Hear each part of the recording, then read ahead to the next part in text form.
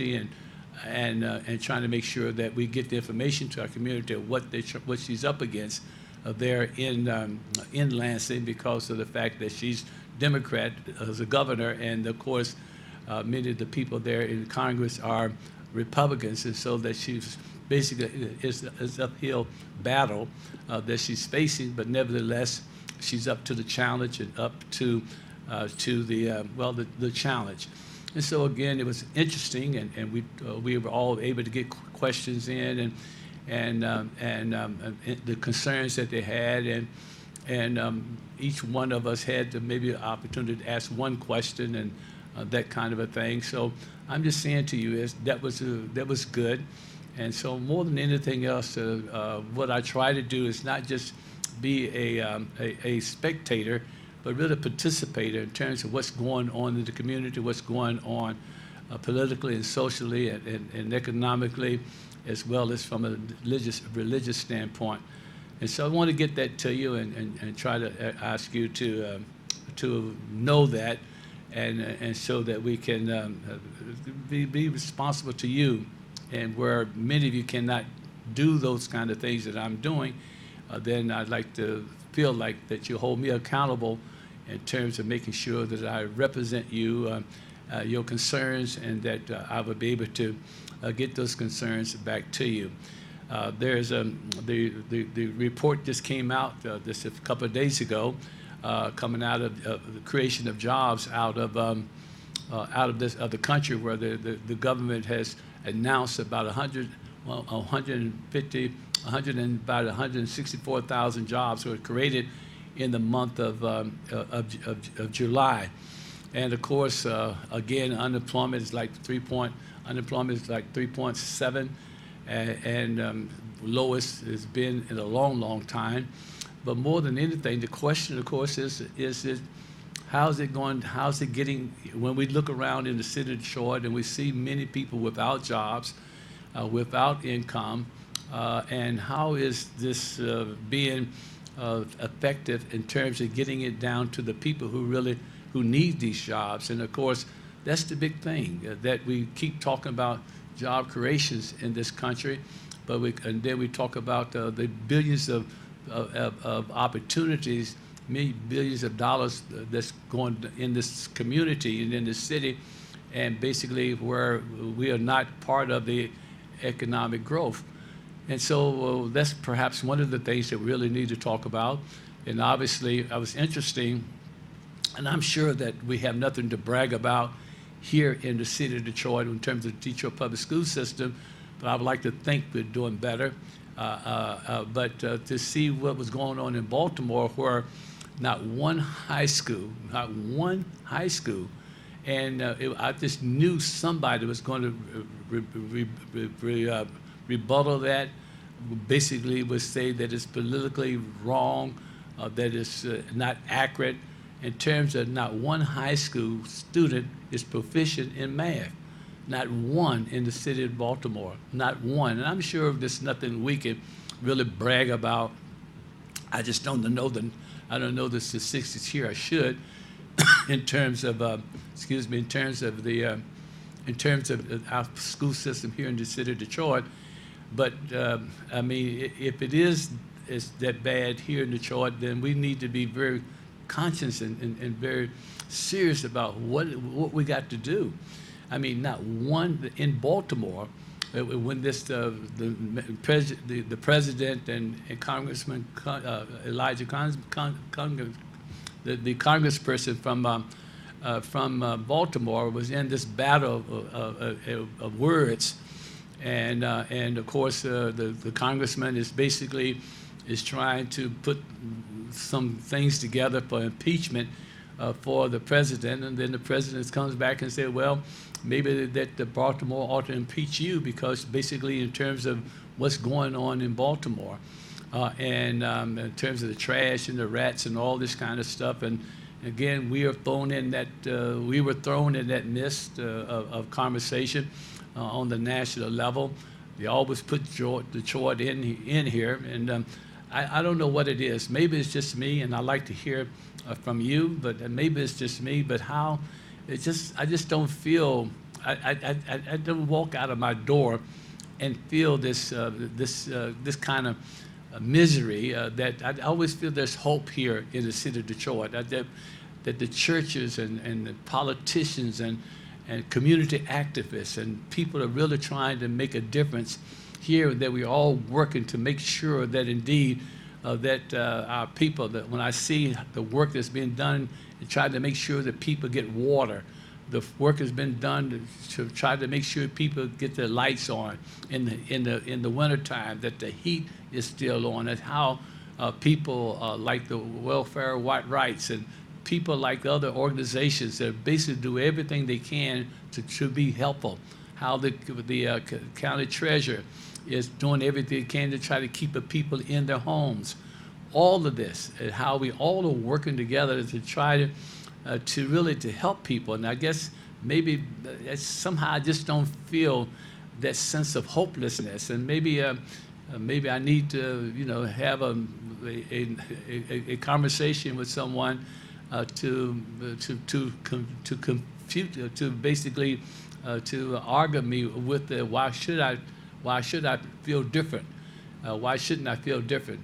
So I don't know, but I just feel like indeed here in Detroit there is hope, and there is everything that many of us are doing in spite of what the criticisms that we have about the government, about the city, about the mayor, about the city council, about all the others, that we basically feel like indeed that we have some constructive criticism about those areas. Nevertheless, on the other side of it, that we're doing everything we can to try to make sure that we are being helpful and sort of like compassionate to the people who really need help here in the city of Detroit. But obviously, when you talk about the fact there's not one high school student is proficient in math skills, in math, not one. Out of the whole school system in Baltimore, you're talking about not one. And again, I know we got our problems here, and so you can't really talk about the killer can't talk about the pot. I mean, we all in the same fire, and I understand that. But I would like to think that maybe that we're a little bit, from what I can see. Yes, we do have some problems, and yes, we do have problems with this, with not being proficient as we should be, and the rate that we should be. But nevertheless, not one. Do you know what that means? Zero. Zero. And so again, 25 minutes after the hour, the numbers are there: 868-0342, 868-0351, 868-4336. Those are the numbers, and if you'd like to give us a call and talk to us this morning about the debate, who do you really feel that can really go up against President Trump and win? Who do you really feel can really be a great challenge to this president? And what kind of team should it be? And of course, at some point, you really felt the last debate, the last month, in terms of Ms. Harris, Senator Harris, when she basically was attacking the former Vice President Biden, that she was going to move up in the polls quite heavily, but evidently she did not. And then on this last debate, of course, the young lady from Hawaii, I mean, just ripped into her and her record and so forth, and she basically could not handle that, didn't handle it very well, similar to what how she did to Biden at the other debate, where Biden did not handle it very well.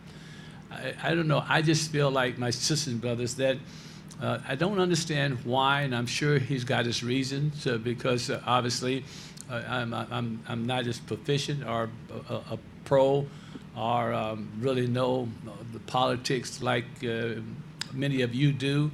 Why that the President Obama is not really has put his stamp of approval upon Biden, his vice president. I think it would go a long way in terms of trying to basically, but maybe it's just waiting for the process to work it out, work itself out. Of course, you never know how it's going to work, but obviously President Obama has the highest rating of any president, very popular even in retirement. He's very popular, and it's just, I don't understand why. I know what the former Vice President Biden said about not asking for his support, but I cannot believe that you would not want the support of the man that's most popular Democrat in the country. And so so I don't understand. I really don't understand that piece. Maybe you can help me with this. 28 minutes after the hour. Maybe you can help me with this in terms of what you really feel, and is why President Obama is not really endorsing Biden. It's just got to be something going on there. And of course, sometimes I really don't know whether, and of course, being at my age, I don't know what Biden's age is. I think it's like maybe 76. I'm 75. And maybe, but I don't know whether it has to do with memory, or has to do with his energy, whether it has to do with his intellect.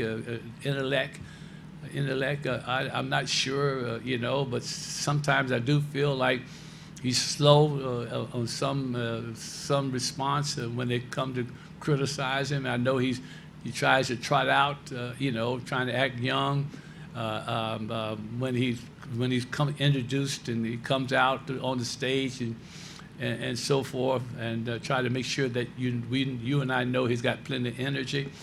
I just feel like to just think that he's up to the challenge and has the experience. I know he's got some baggage, as we all do. And certainly don't have the kind of baggage that the president has. But I know he does have some baggage. I know that this family has a little bit baggage with his son that has a relationship with the Ukrainians. So I'm not sure what that's really all about, but maybe it's just that the president is just waiting, former President Obama, is just waiting for the process to work itself out, and then he would basically, obviously, do everything he can to help the person that's going to be the nominee for the Democratic Party. Probably that's a smart move on his part. I don't know, but you seem like to me when you're struggling, and of course, and they coming at you, and then they start coming after Obama. The Democrats start talking about coming out.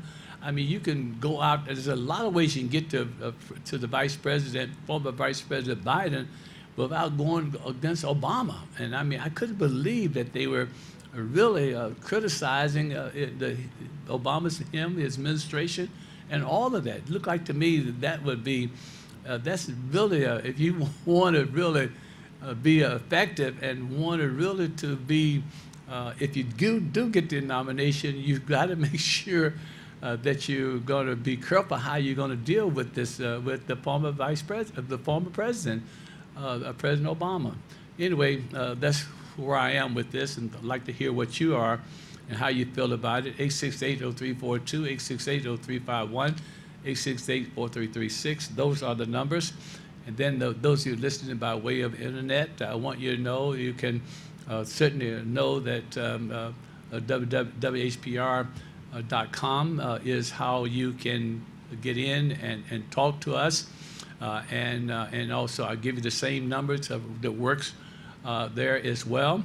And then if you just have regular television, it's television 33, channel 33.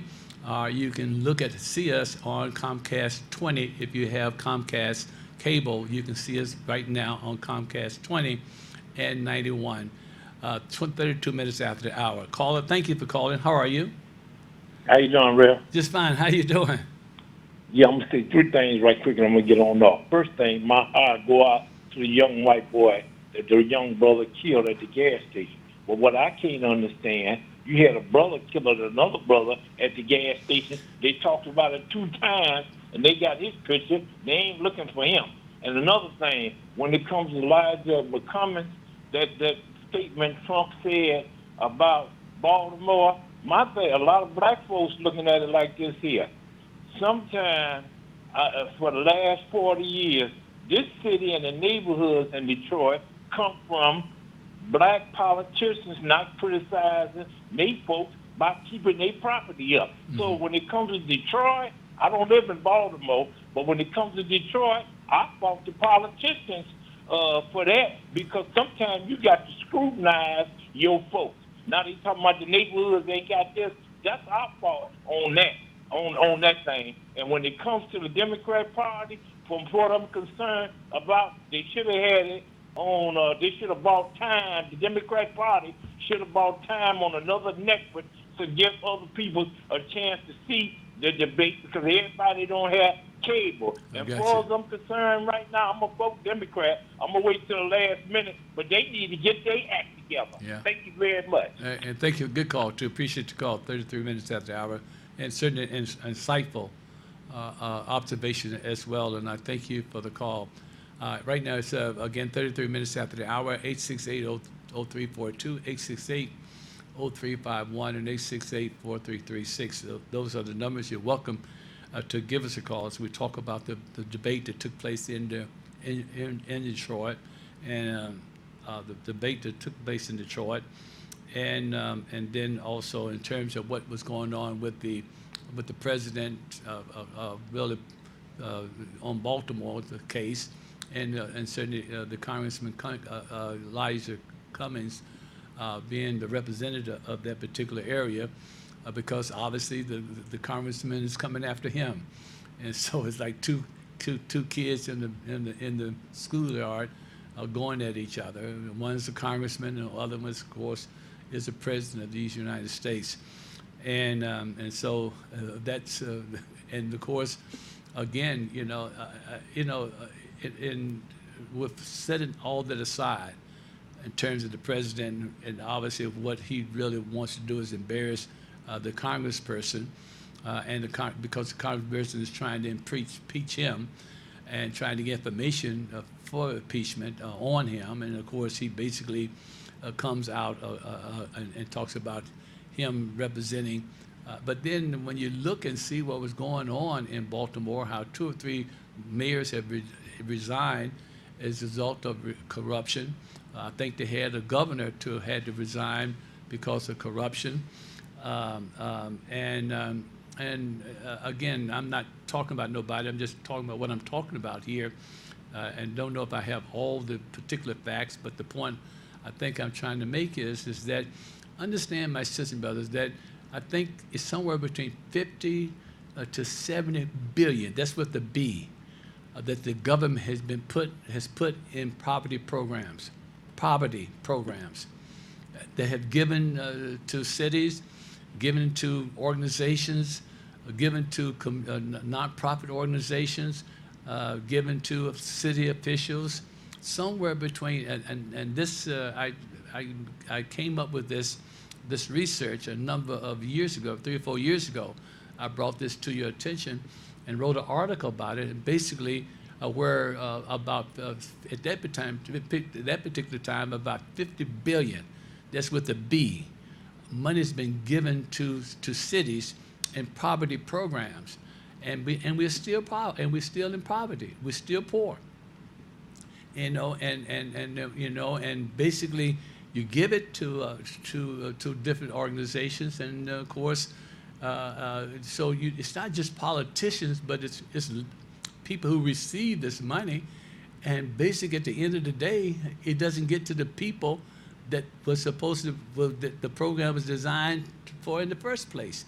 And so there's culpability all around. I'm telling you, somewhere, number 3 or 4 years ago, when I wrote this article, it was 50 billion. That's with the B.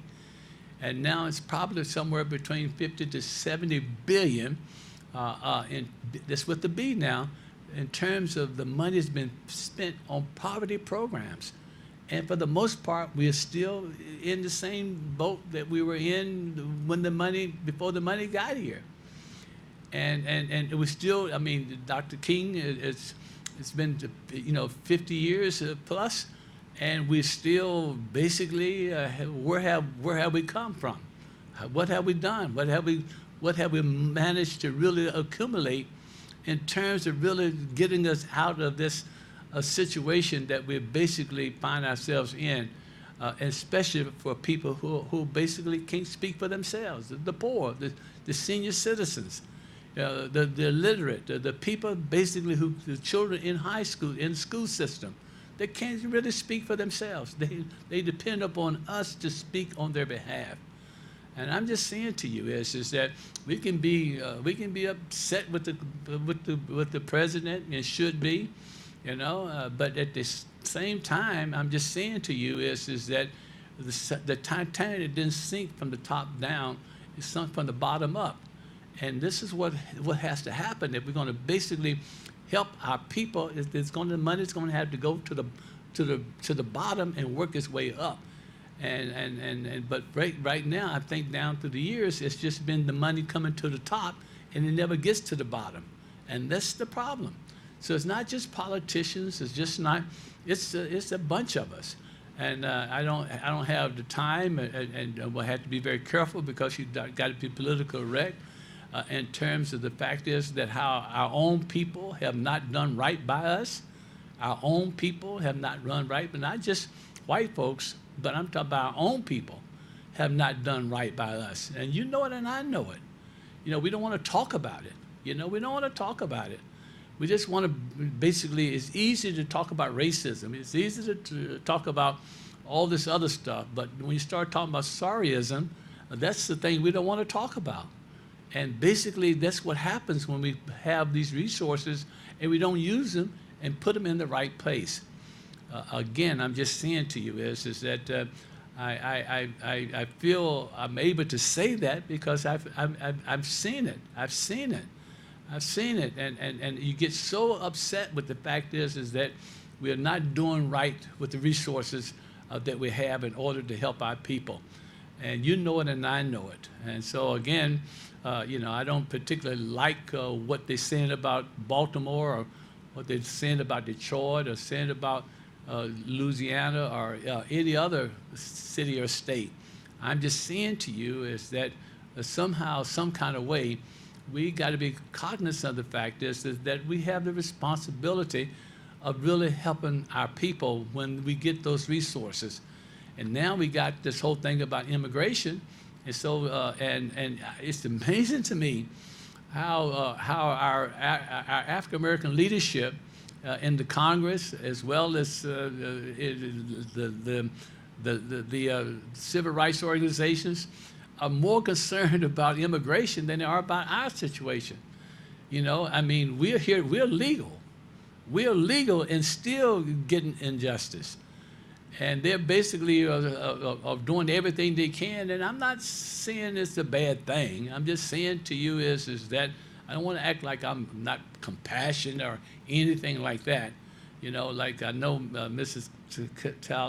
Taylor called one time and basically in a nice way said, but Reverend, children in cages, if children separated, yes, they are. They were doing it under Obama's administration. And when I got 47%, I got 42% of a population that represents 12% of this country, and 42% of our people, of our men and women in prison, they separated from their families as well. They're separated from their families as well.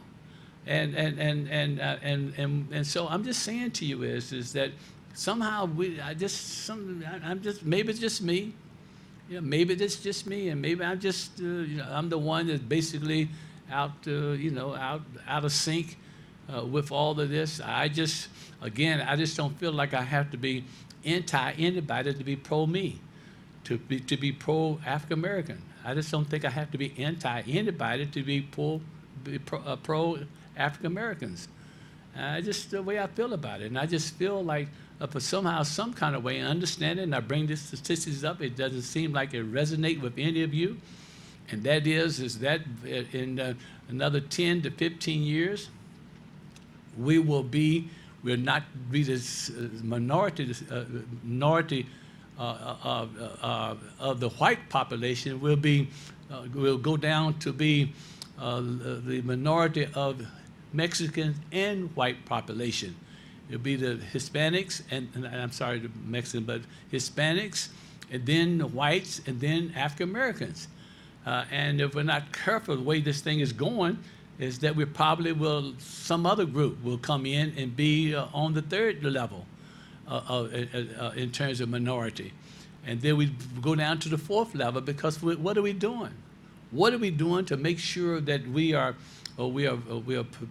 viable, that we're not going to be extinct, where we basically, where prisons are basically nothing but a plantation. It's a holding population, a holding place for African Americans where you cannot basically produce because you're in jail, and your growth of the population never can grow because half of our men are basically in jail. And I'm just saying to you is that something's got to happen here.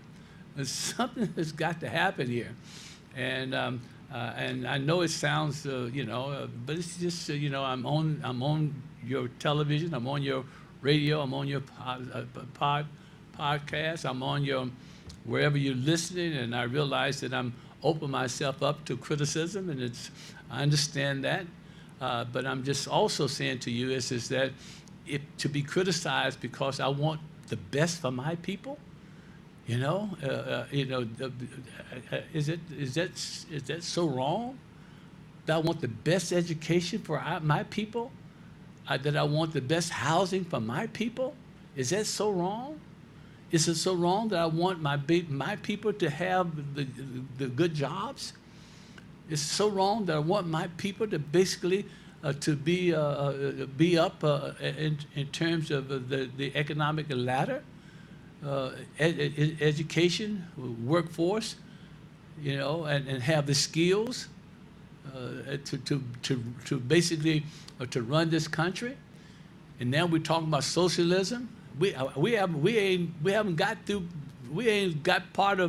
not part of capitalism yet. We just now trying to get into that, and now they're going to change it to socialism, and we see how basically our leadership is not even dealing with that, because we're so partisan that we don't forgot we're black. We're so partisan. Even as preachers, many preachers, for the most part, have forgotten their calling. And understand, I say it, you can see it.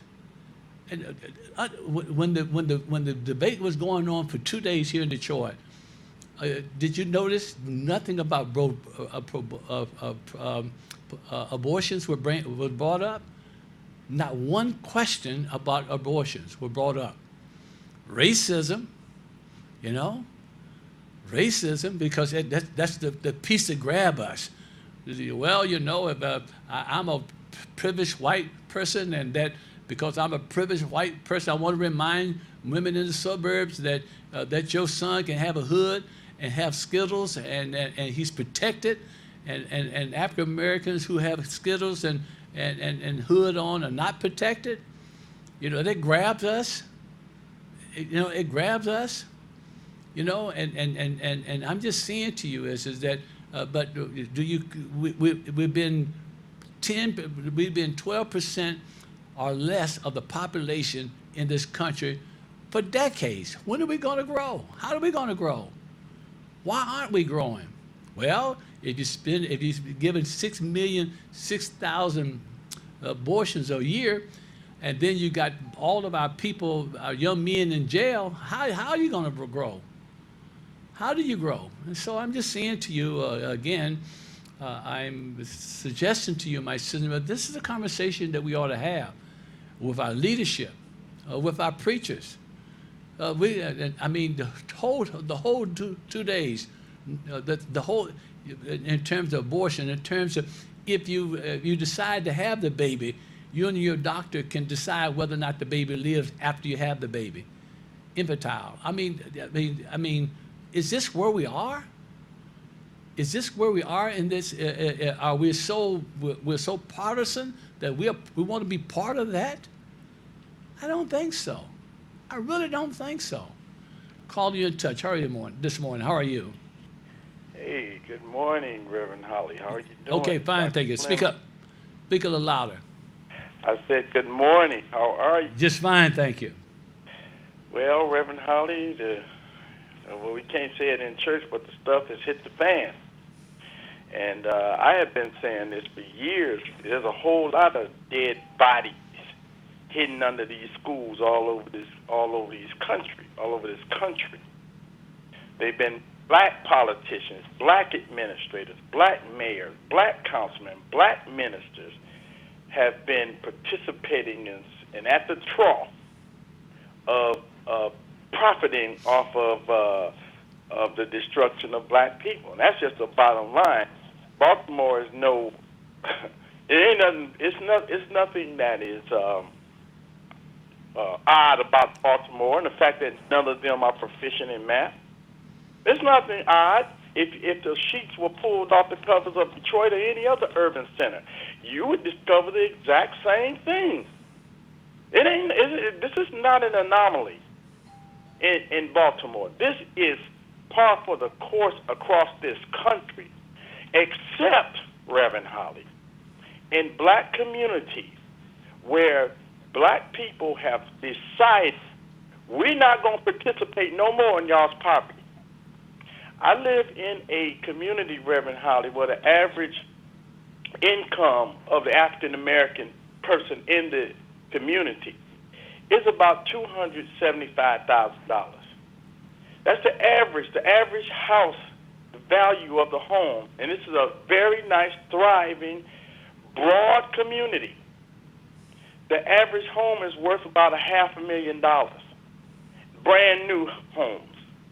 Market rate homes. I think it was J.D. Hill that used to have Mr. Walsh on all the time. He said we got to get away from this low-income mentality and begin to build market rate this and market rate that. So now, except for these little enclaves where black people have decided we are no longer going to participate in y'all's poverty, you've seen the stuff hit the fan. Now, we talk about, you asked the question, why are they not talking? Why are they all of a sudden talking about socialism and not talking about abortion and those issues? Well, we shouldn't even be concerned about that. Guess what, Reverend Holly? You want to hear what the black folk who are prospering in this country are talking about? Reparations. They're talking among themselves about the fact that this country has gone all this time, and in spite of them always undermining us, we have been successful. Now we're in a position to really exert some force and get them to do right. You got this woman, Marianne Williamson. We should not be talking about Joe Biden, Kamala Harris, and Booker. These are the same people that's been riding the back for a long time. We need to begin to exert force and say, listen, we want to talk reparations, and that's our only issue. And we need to get behind and start talking and shopping that idea around, and I don't care if Trump takes it. We should say we want land, we want gold, we want resources for 25 to 35 years of support, we want equipment, and we want to be able to make the choice to go our way. See, this is what we're not doing. We're not making our own choice. We're steadily depending on them to make choices for us, and then we all fight over the crumbs. Okay, thanks, Reverend. Thank you so much, Dick. Thank you so much for the call. Appreciate it as always. Call you in touch. All right, this morning. Good morning. Good morning. Good morning. Good morning. Yes. You on the I don't know. I woke up this morning and I was looking for something on TV, and God gave me this channel. And Reverend Holly, I think this is right. Yes, ma'am. I am this man that I'm listening to. I thought, oh gosh, he's saying things that I'm wanting to. I'm a senior citizen. I'm a professional retiree. I have had 3 children, and all my children I was able to send them to a good college. My children have to pay money to get my grandchildren educated, because I was in school and I watched Detroit public schools have a school board, a school leader. I taught 8 years in a public school because I'm a professional, but I'm a nurse, not a teacher. And I watched money come in, and I'm thinking, whoa, we're getting new schools. We get Renaissance. And Renaissance doesn't even have a pool. I don't know who designed this. But anyway, you listen to the radio, and they say, they're not going to buy any new books this year. I said, they just got all this money. I'm going to drive by. They got parents picketing.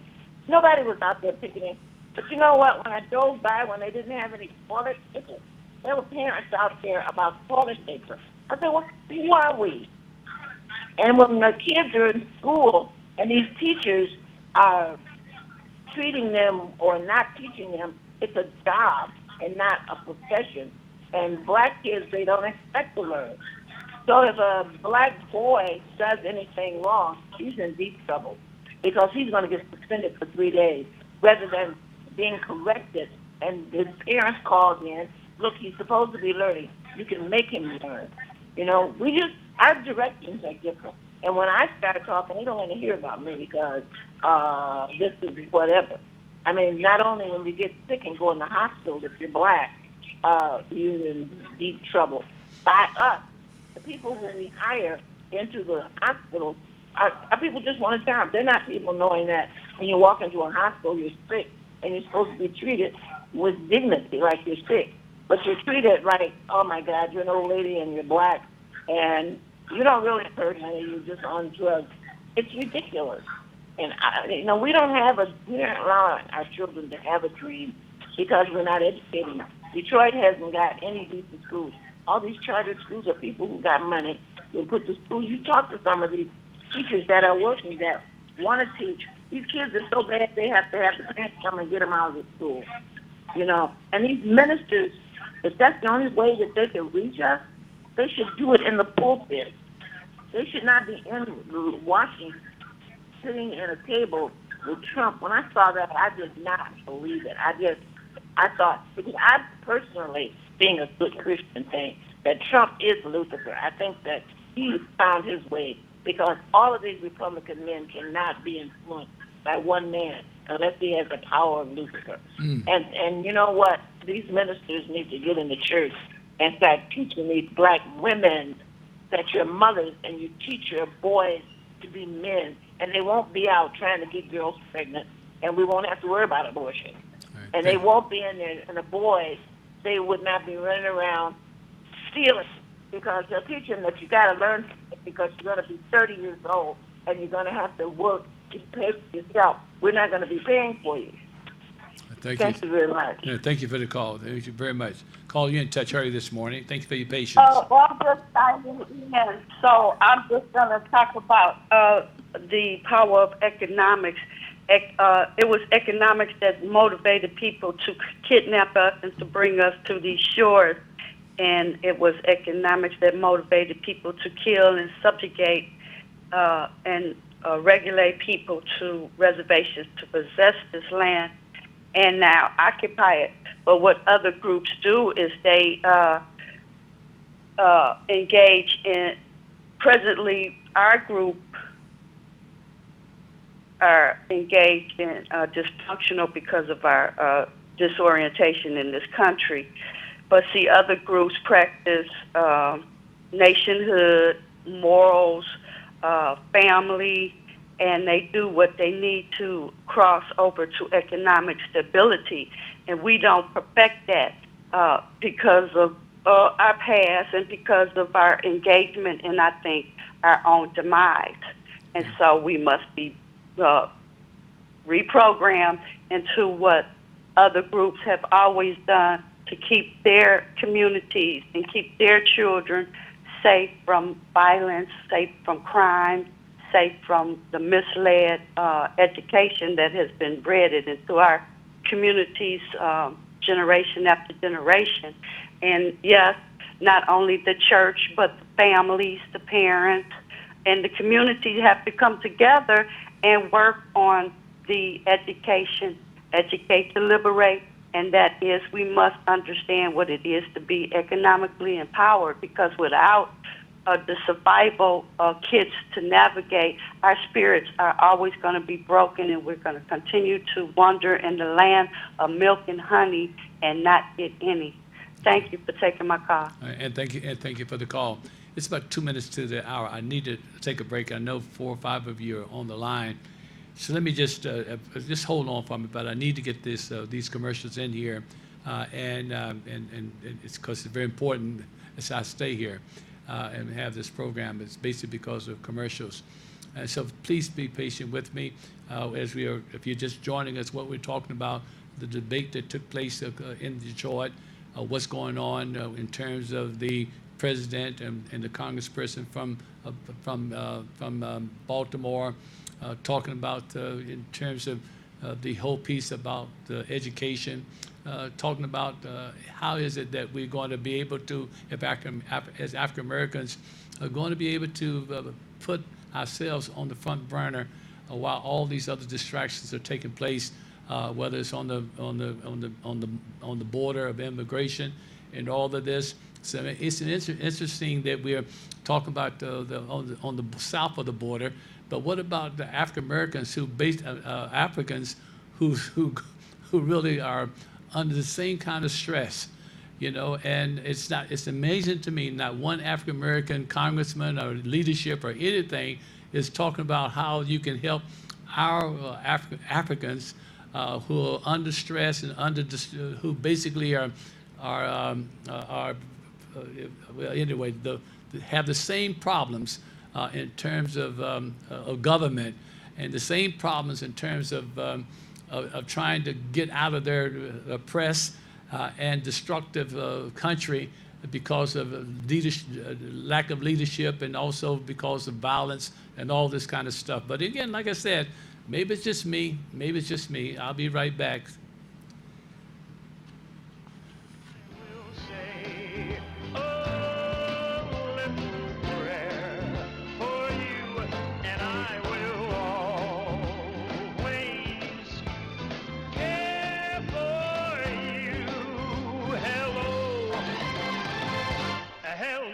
Detroit.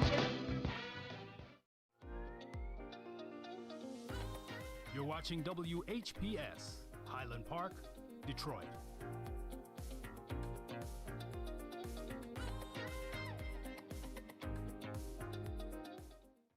WHPR TV is now on Channel 90. Check out all of your favorite morning talk shows on Comcast Channel 90 every day from 7 a.m. to 12 noon, and watch us anytime, day or night, on all of your favorite devices.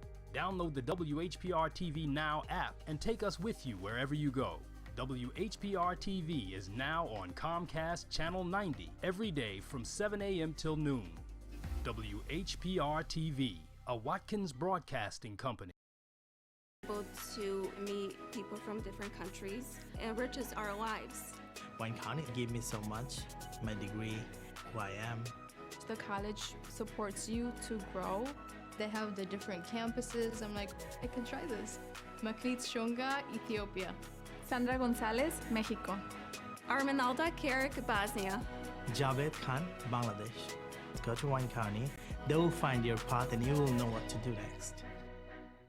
You've seen them on the red carpet, you've seen them on the sidelines, you've seen them on the stage. The hottest looks in urban fashion from the biggest name in urban fashion, Van Dykes. Now pick out 3, pay for 1. 3 suits for 1. Van Dykes, 10 Mile and Southfield Road.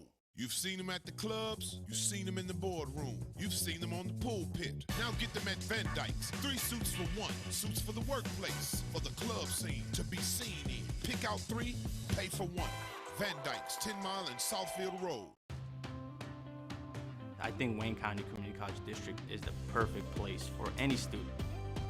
We are all a big melting pot and sharing different experiences. Everyone was like really friendly, and they're like giving you their time. I know someone here will always be there to support me. Arminalda Carrick, Bosnia. Sandra Gonzalez, Mexico. Minhas Jakia, Bangladesh. Dennis Carrick, Bosnia and Herzegovina.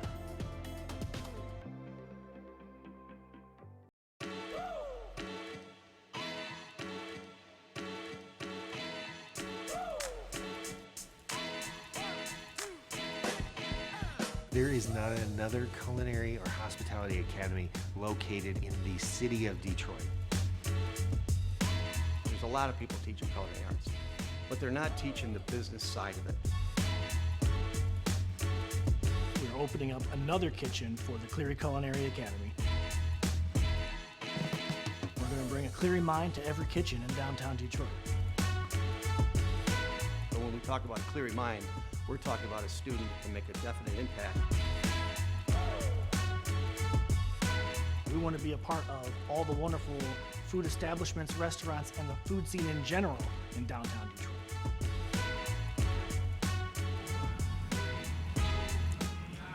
And once again, thank you so much. It's about 3.5 minutes after the hour here on Saturday morning. Jim Holler here with you, and thank God for each and every one of you. The high today is going to be about 87 degrees. Right now, we're looking probably about, when I came in the studio, it was about 68, 69, probably in the 70s by now. I'm working our way to 87 for the high today. Tomorrow on Sunday, a good day like today, 84 degrees, and then on Monday, 87 degrees on Monday. No rain in the forecast for the day tomorrow or Monday. Wednesday, Thursday might be a little bit different, but we'll just take it one day at a time. Once again, we thank God for each and every one of you. If you're just tuning in with us, rather, and getting a chance to really get involved in what we're talking about here, I think that if I was going to really give a theme to this conversation today, I think it would be African Americans no longer a priority with our leadership. We're no longer a priority with our leadership. When you talk about what's going on in immigration, you're talking about basically in terms of the political rhetoric that's taking place throughout this country. You talk about trying to impeach the president. If you impeach him, what does it mean? You're still not going anywhere because you got to basically have the Senate involved in it. And so I'm just saying to you, and then at that, you still got Pence that's there. So, I mean, in other words, I'm just saying to you, my sisters and brothers, you know, we can, they impeached Clinton, but he didn't go anywhere. I'm just saying to you, all this stuff, and instead of working and trying to make sure that we get the vote out so we can, that's how you impeach him, is by voting him out. You know, that's how you do it. And what we need to do is find a candidate that we feel like that we can back, and that's going to back us, and that will be not to be intimidated by the social issues that's going on around this country. You can't. In other words, my sisters and brothers, the problem with many people in the Democratic Party, they got a tent that's so wide that you basically can't help anybody. And that's the problem. The tent is so wide. How many? I mean, you got everybody under this tent. You know, everybody under the tent. And of course, when we're under the tent, basically we get pushed back. Every time we're about ready to step up, we get pushed back, and we back on the burner, back on the back burner again. And that's my problem. It's my problem. It's just my problem. Not yours. I know it's not yours. It's just mine. You know, and I mean, when you talk about, I gave you about 10 different states, the population of the state, and then gave you the prison population of each state. And it's just, there's no way in the world that any other country, any other ethnic group was tolerate what the fact is that we got 12% of the population in the country, and we got 47% of the population in prison. We have 12% of the population in the United States, and 47% of the population in prison population. And then you go state by state, and many of these people are in prison because they have poor representation. And so it should be some prison reform. That's ought to be on the table. You bring these young men and women back home, giving them some training, and making sure they don't get back into crime again, and so that we can basically repopulate our community, repopulate our population, and give some hope to the kids that's living right now and those that are yet unborn. And these are the things that we got to stop this thinking existentially and start thinking about the future of African Americans. Where are we going to be in 20 years, or 30 years, 25 years from now, or 30 years from now? You know, where are we going to be in education? Where are we going to be as a people? And if you're talking about the fact is that Baltimore don't have not one student, one high school student proficient in math, I'm sure that Detroit and other urban cities have the same problems. And then you got one city in this area don't even have a high school at all. What community, what ethnic community, what white, Asian, or anyone else will allow where you don't even have a high school in the city that they live in? And you go to Benton Harbor, what's going on with that? You know, and I'm just saying to you is that and there's some Benton Harbors throughout this country. There are some Romanists throughout this country.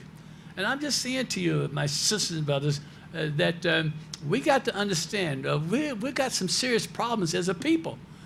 And how in the world are we going to deal with it by basically dealing with everybody else's problem and not our own?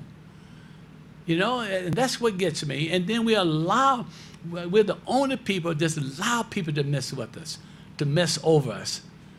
And the people that really try to help you, the ones that you basically throw them under the bus.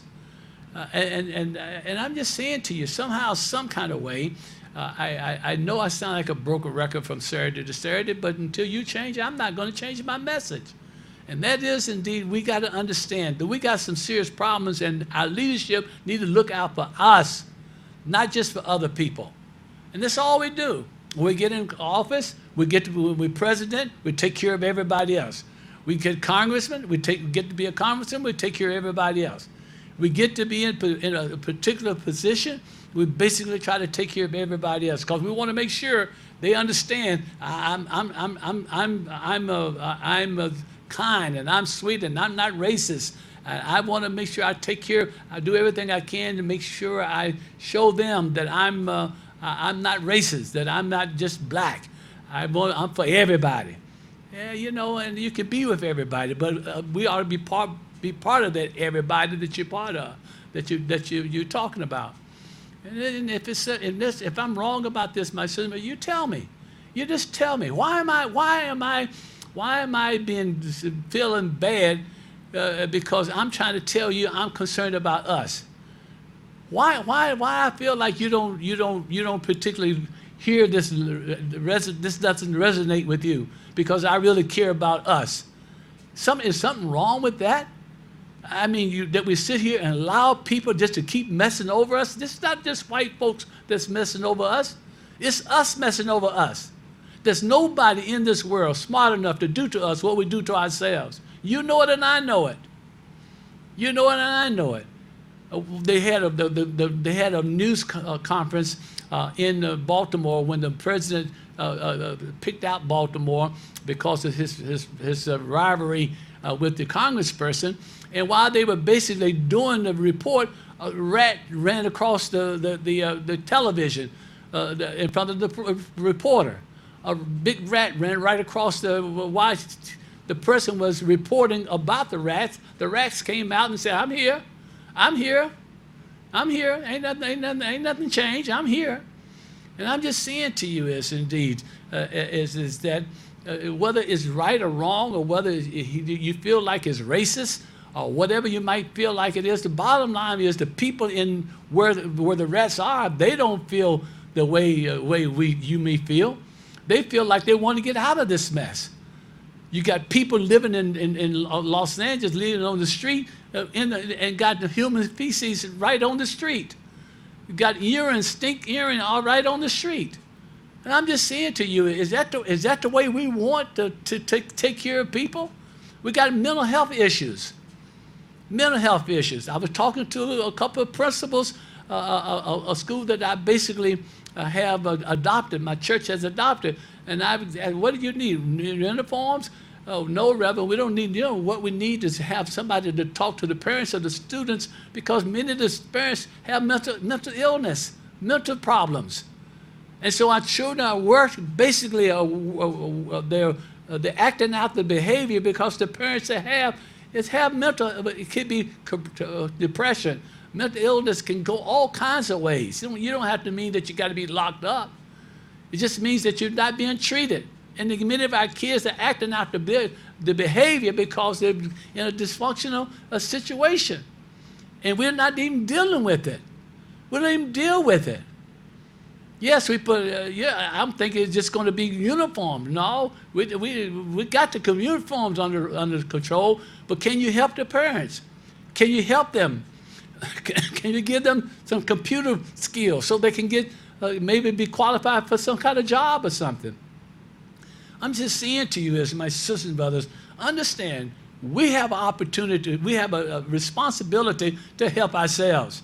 And we cannot allow not just non-blacks getting on their case. We got to get on everybody's case. That basically, what difference if I got a doctor and the doctor is white and he's going to not be professional, and a black doctor is not going to be.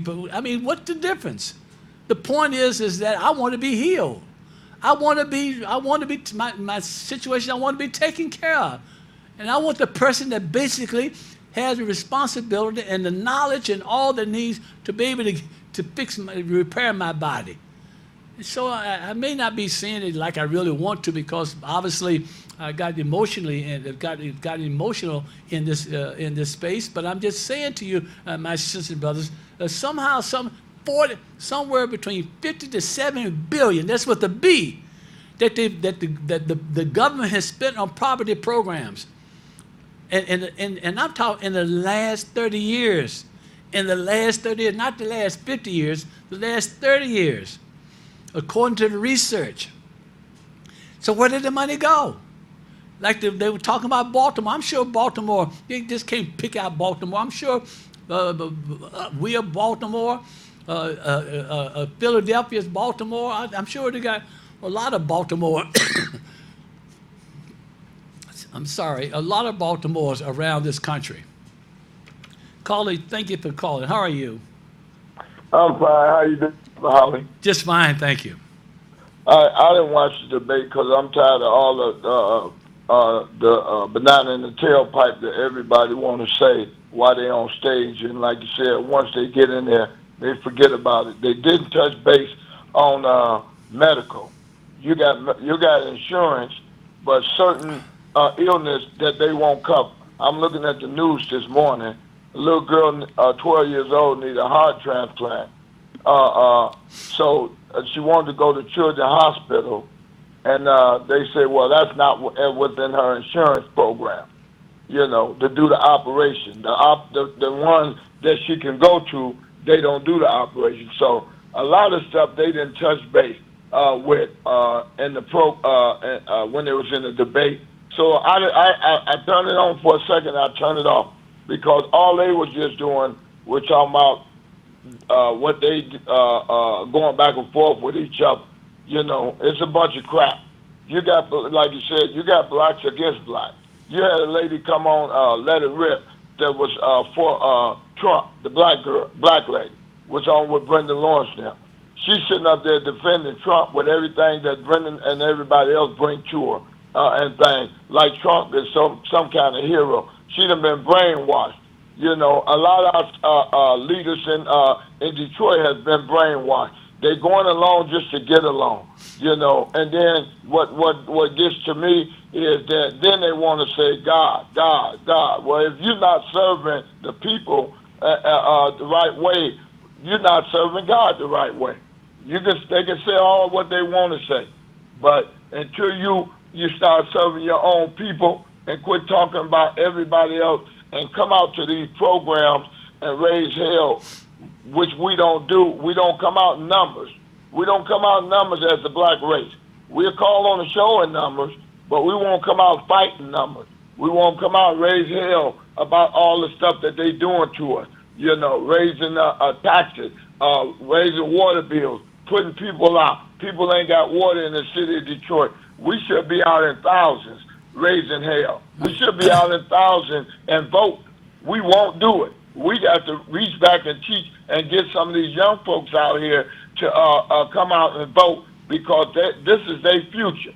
That's what we should be talking about, how to get to these young folks and bring them out so they can vote to understand. We won't do it. We don't have time for it. That's what we say. Oh, man, they crazy. I ain't finna do that. Well, they our future. Gotcha. If you don't go get them, we're going to keep having the same thing that we continue to have over and over because we're not getting out voting, we're not getting out fighting, we're not getting out stopping all this that they're doing to us in our community. You know, a lot of that we can do in our own community, but a lot of stuff that they done put on us and broke a lot of people down in the community by some of the programs that they done took away, you know, in our community. You know, so what we have, you know, they took our grants away. Gotcha. You know, people used to get grants, seniors and all them, to fix up their home. They took that away and turned it into a no-interest loan. And if people can't pay, get a loan, well, you know, why is they putting that out there? Gotcha. They had little grants that you can get to help with your roof, windows, and insulation and things. But then it took that away. But they started keeping their salaries up high when they draining people in the city of Detroit. So it's a lot to it than just certain things that people speaking on in the city of Detroit, you know. But it's us that's doing it. We're giving away everything. We gave away Bellart. We gave away Cobo. We gave away Eastern Market. We give away everything, man, and it be our people that okay it. So I'm gonna get off, but I'm a little hot too. And you know who I am. You know I call in. Thank you, but Kenny, I be out there. I fight. Well, I be at all the meetings. I be out there fighting for people that ain't fighting for themselves. All right, and thanks, that's Kenny. what pissed me off with our people. We'll come out and fight, and the only time a lot of folks will come out when something happened to them. I've been at all the charter meetings. I come to the city police commissioner meeting. I goes out to the city county meetings. And I don't see enough of us. Yeah. There's a lot of us come, but not enough of us to make a difference. Thanks Until we start putting some in our own community, as far as business, then they ain't gonna never respect us because we giving our money to them and they don't have to respect it. They respect us once we start putting business in our community, stores, gas stations, hair shops where we spend a lot of money for us, beauty shops and stuff. All our money goes out and don't come back in. And it's sad. And thank you for taking my call. Thank you, Kenny, man. Thank you so much. Call you in touch. How are you this morning? Good morning. Reverend Holly. Yes, how are you? How are you? Just fine. Talk a little louder for me, Chief. Okay, can you hear me? I can now. Okay, good. Look, when you talk about leadership, you're exactly right. We have a major problem in all the urban cities across the country, but I'm focused on Detroit, okay? Our leadership problem is because our mayor is not from Detroit. 60% of his administration are carpetbaggers. We have 8 council members, 7 are black, 1 is white. He's been indicted, and the taxpayers are paying the salary and not getting the representation that they should have. Take, for example, Livernois, okay? We see the situation on Livernois. I hate that. Pardon me? I hate it. I hate it. I hate it. I hate it. Where did do you know where the $17 million come from that the mayor put to do that construction on Livernois? I really don't. And I didn't like when Kwame had it when he put it up, where he got it from. Right. Okay. And so you look over at Chrysler, the Chrysler expansion plant. We gave them $200 and some million initially. Now we're giving them $93 million additional. Okay, this is the money that was earmarked for the Detroit public school schools. system, right? Okay, now if the mayor is finding all this money, then how come he can't find any money for the retirees that was thrown under the bus? Yeah. Okay, you got the retirees I mean, we got 5 years of surplus. We got 5 years of a balanced budget. We're no longer in bankruptcy. So I don't need anybody to tell me anything about the Financial Review Board, because the Financial Review Board ain't said nothing about this money going to the developers, going to this construction on Livernois. So it's been time for the retirees to be made whole. Right. And this is why we're having a call to action August 10th, Detroiters United LLC. It'll be located at Mary Grove College campus, Madam Cadillac Building, second floor, 8425 West Nichols Road, from 2 to 5, again, August 10th. We have the solutions for quality of life improvement in Detroit, making Detroit retirees whole. We're focused and have the selection or the solutions for the 2020 Detroit local election, and we're protecting the interests of our future. Gotcha. Any questions can be directed to me, Reginald Amos, 313-399-8290. We've got to make these retirees whole, Reverend Holly. Right, Mr. Amos. Let me ask you Yes. this. In other words, who's responsible for making the retirees getting their money back to them? Who's responsible for that? Is it some Treasury Department for the city, or is it the Financial Oversight Board, or is it the mayor? I mean, who's really responsible for making sure that the people get reimbursed for the money that was taken out of their retirement fund? It's the mayor, it's the council, and it's the governor, and it's the people. So let me ask you this: I'm just asking the question now because Okay. I'm not good at this stuff. But let me ask you this: I mean, for example, have you ever asked Mrs. Jones, Councilperson Jones, to come to the meeting and have a conversation as to how she can get get the council behind you in regards to the retirement piece?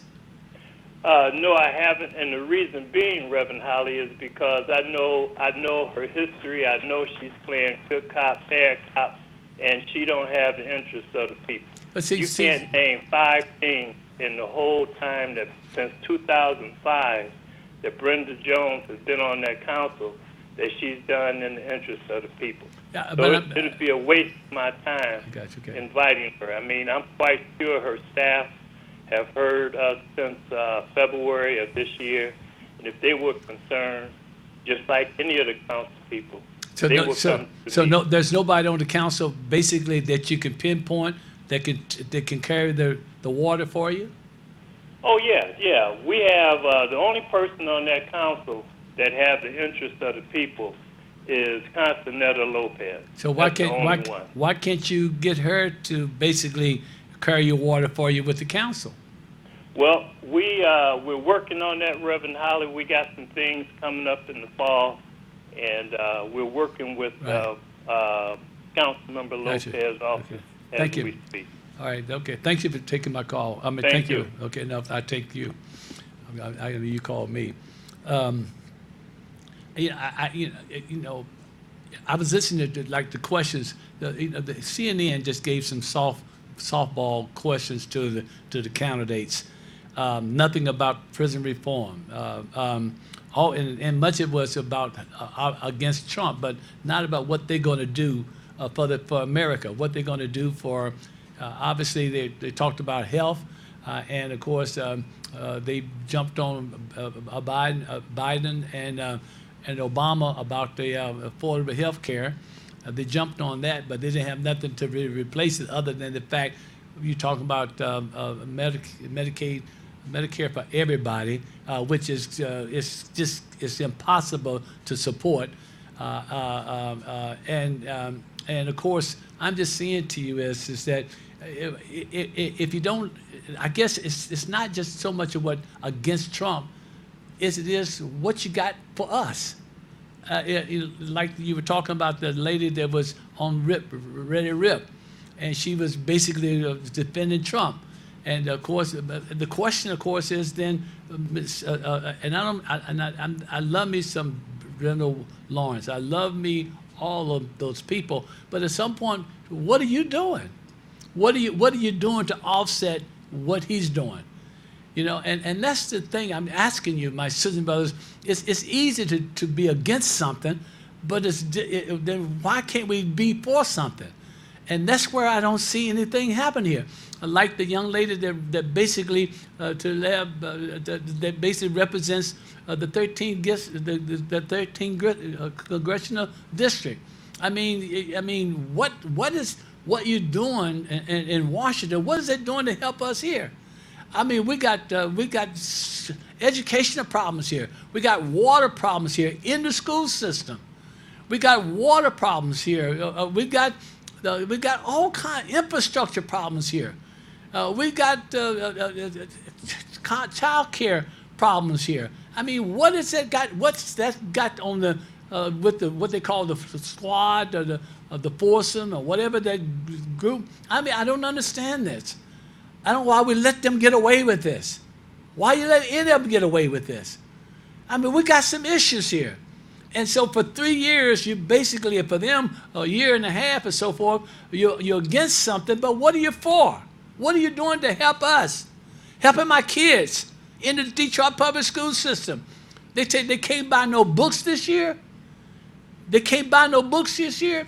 I mean, if Congressman Elijah Cummings, and I know he got sense. I'm not going to act like he don't have sense, so he wouldn't be there, and he's a wonderful guy. But at some point or another, I said, look, if you're so upset about my district, then come in and help me fix my district. You know, rather than sitting there and basically try to defend rats, try to defend garbage, try to defend the lack of resources.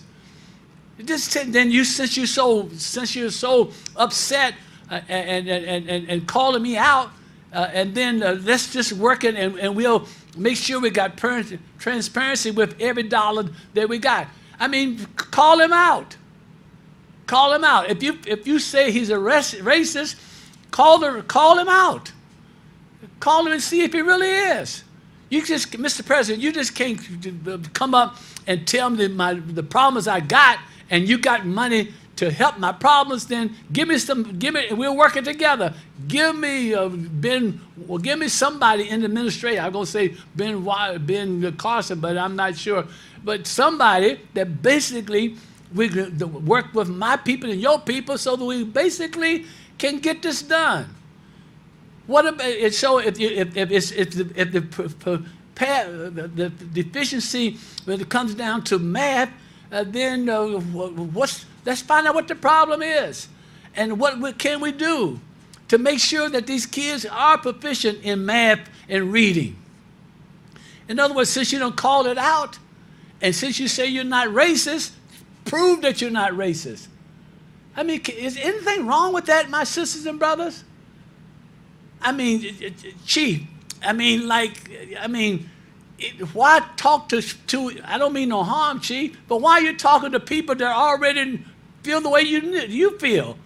If Councilperson Lopez is in your corner, then have her to challenge her to carry your load to the council. Call them out. And then what's the problem? Well, how can we fix it so people can get their resources back?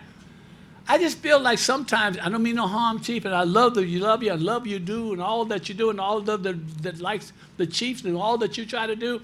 But the point is, at some point or another, I've been on this thing for year after year after year. I hear the same problems year after year after year, and I'm just saying, at some point or another, we got to find a way to break through this stuff and have people, hold people accountable.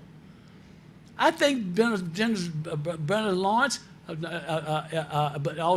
Brenda Jones is one of. I mean, you just can't say that she ain't never done nothing. Don't say that.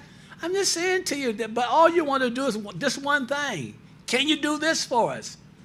And what you're talking about is not just you. You're talking about a lot of people that's been hurt by this retirement piece. How do you restore it? How can you restore it? How did other cities that was taken out of their retirement, and how did they get it back in there? How can we show them that in the city of Detroit it was done somewhere else, and how it can be done here? Well, how can we get it back in there? People deserve their money. They deserve it. But I'm just saying to you, man, we keep this going on, and we'll have a Native American mayor of Detroit by the time y'all get through all of this. And it's all right if he does, or she does. I'm just saying to you is at some point or another, we got to understand that we got get some results done. Oh, I'm sorry. Caller, you in touch. How are you this morning? Good morning. Good morning. Yes, how are you? I'm well, Mr. Reverend Holly. You're on the air. Okay. Can you hear me clearly? I can now. Okay. All right. I understand you, and you may be a little frustrated, and you feel that you're not getting the message across very clear. But I clearly understand what you're saying. And even the callers prior to, this is better, I apologize. Even the callers prior to, I understand them also. We're in a state of stress, and also even locally we're in a city of stress. We need to come up with solutions. I hear everybody. Are you on a speakerphone? Well, actually, I took it off. I need you to put the phone up to your ear because I can't hear you that good. Okay, I hope That's better. good. That's it right there. That's it. Okay. We're in a city of distress, and I hear the solution. Well, I don't hear the solutions, I'll say that. Right. And I hear everybody's complaining, and I hear everybody's wanting to get what is wrong out there. But it needs to be a forum of solutions. We need to come together, and we can do it locally, but we need somebody to lead it. And there's a lot of leaders here, but we need somebody to put something together of a forum to address these issues with coming out with solutions. Yeah. I get you. I clearly understand you, but we need a leader. We really do. I hear you loud and clear, and I think that for example, I think people that have this leadership position, I really, when I saw how the NAACP managed their banquet and managed this last, I mean, they did an excellent job, and I feel like if they could take because of they got their expertise of doing stuff like this. I think the Wayne County Community College District have the expertise. I went to a conference they had a couple of years ago that I was part of, and trying to, it was just excellent stuff. I think you're right. I think you're absolutely right, because we need to talk about solutions and prioritize those solutions and make sure that the people who are responsible for the solutions get them done. Correct. You know what I mean? I hear you loud and clear. I'm just saying also when I went to faith-based conference in Washington. They had money, all kinds of money in these programs, and the problem is because everybody don't like Trump, don't want the money, and so don't go after the money, and so they had 16 million here, another 150 million here, all of that. And all I'm saying is, if the guy says he's not racist, then prove it, Mr. President. Give us the resources. Give us the resources for Baltimore, for Detroit, for our neighborhood, and housing for our senior citizens, the older people, seniors, affordable housing. If you're not, then give it to us. You got the resources. You can build the stuff in Afghanistan. You could do it in Iraq. Why can't you do it in American cities? I agree. I totally agree with you.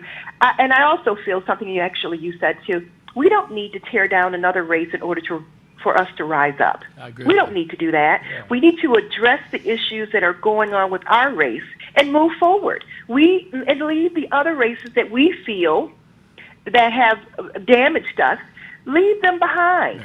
Let's make an example by moving forward and just showing them that we can rise up. I would like to, and I hate to put you on the spot, organize a forum. It can be a small forum, but we need to start somewhere of putting something together for our solutions. I got you. I have a template. I would like to reach out to you and actually start something. We need to do it now. We needed to do it yesterday. My number is it needs to happen. 872-2900. You call me and let me know how we can get together, and let me look at it, okay? I thank you. And just remind me of the conversation we're having now, okay? 872-2900. Yes, ma'am. Thank you very. Call you in touch. How are you this morning? Good morning. Good morning. Yes, how are you? I'm doing good, Reverend Holly. How are you? Oh, I feel great. Good. I wanted to just bring this one point full circle. Remember, and everyone should not forget that Donald Trump is excellent at taking the narrative and running with it for his benefit. He is that. So we can't forget the reason why suddenly Baltimore is being talked about. It's being talked about because Congressman Cummings, that's his district, and Congressman Cummings is leading the charge to gather up information and do fact-finding on what has gone on in the Trump administration. I believe that I read where he's going to subpoena emails of Trump's children to find out what had happened with this conversation with Russians. So we can't forget, it's not about Baltimore. He doesn't care if Baltimore is thriving or not. His son owns a lot of apartment buildings that the problems are in. And he's yet to talk about that. So, we can't, Trump, this is how Trump wins. Because he takes the narrative and he turns it around and gets it off of him and put it on somebody else. I got So you. I just want people to be aware. Yeah, I hear you loud. That's a good point. Excellent point. Excellent point. The only thing I'll add to that excellent point that you've given, and that is call him out. Just call him out. And the other thing I just want you to understand is that I think that Elijah Cummings is a great guy, and all of that. But but we spent $40 million on all the stuff of trying to get stuff on the president. $40 million with about 40 lawyers. $40 million for 2 years trying to get this stuff, and then you're gonna spend some more time on rather than acknowledging the fact is that not only did you but the Black Caucus ought to come together and basically deal with things in your own community. Then you should have expected him to do that. He's a street fighter. He's not a politician. The president. You're a politician. You're polished. He's not polished. He doesn't bring a knife to a gunfight. He brings a machine gun. Understand that.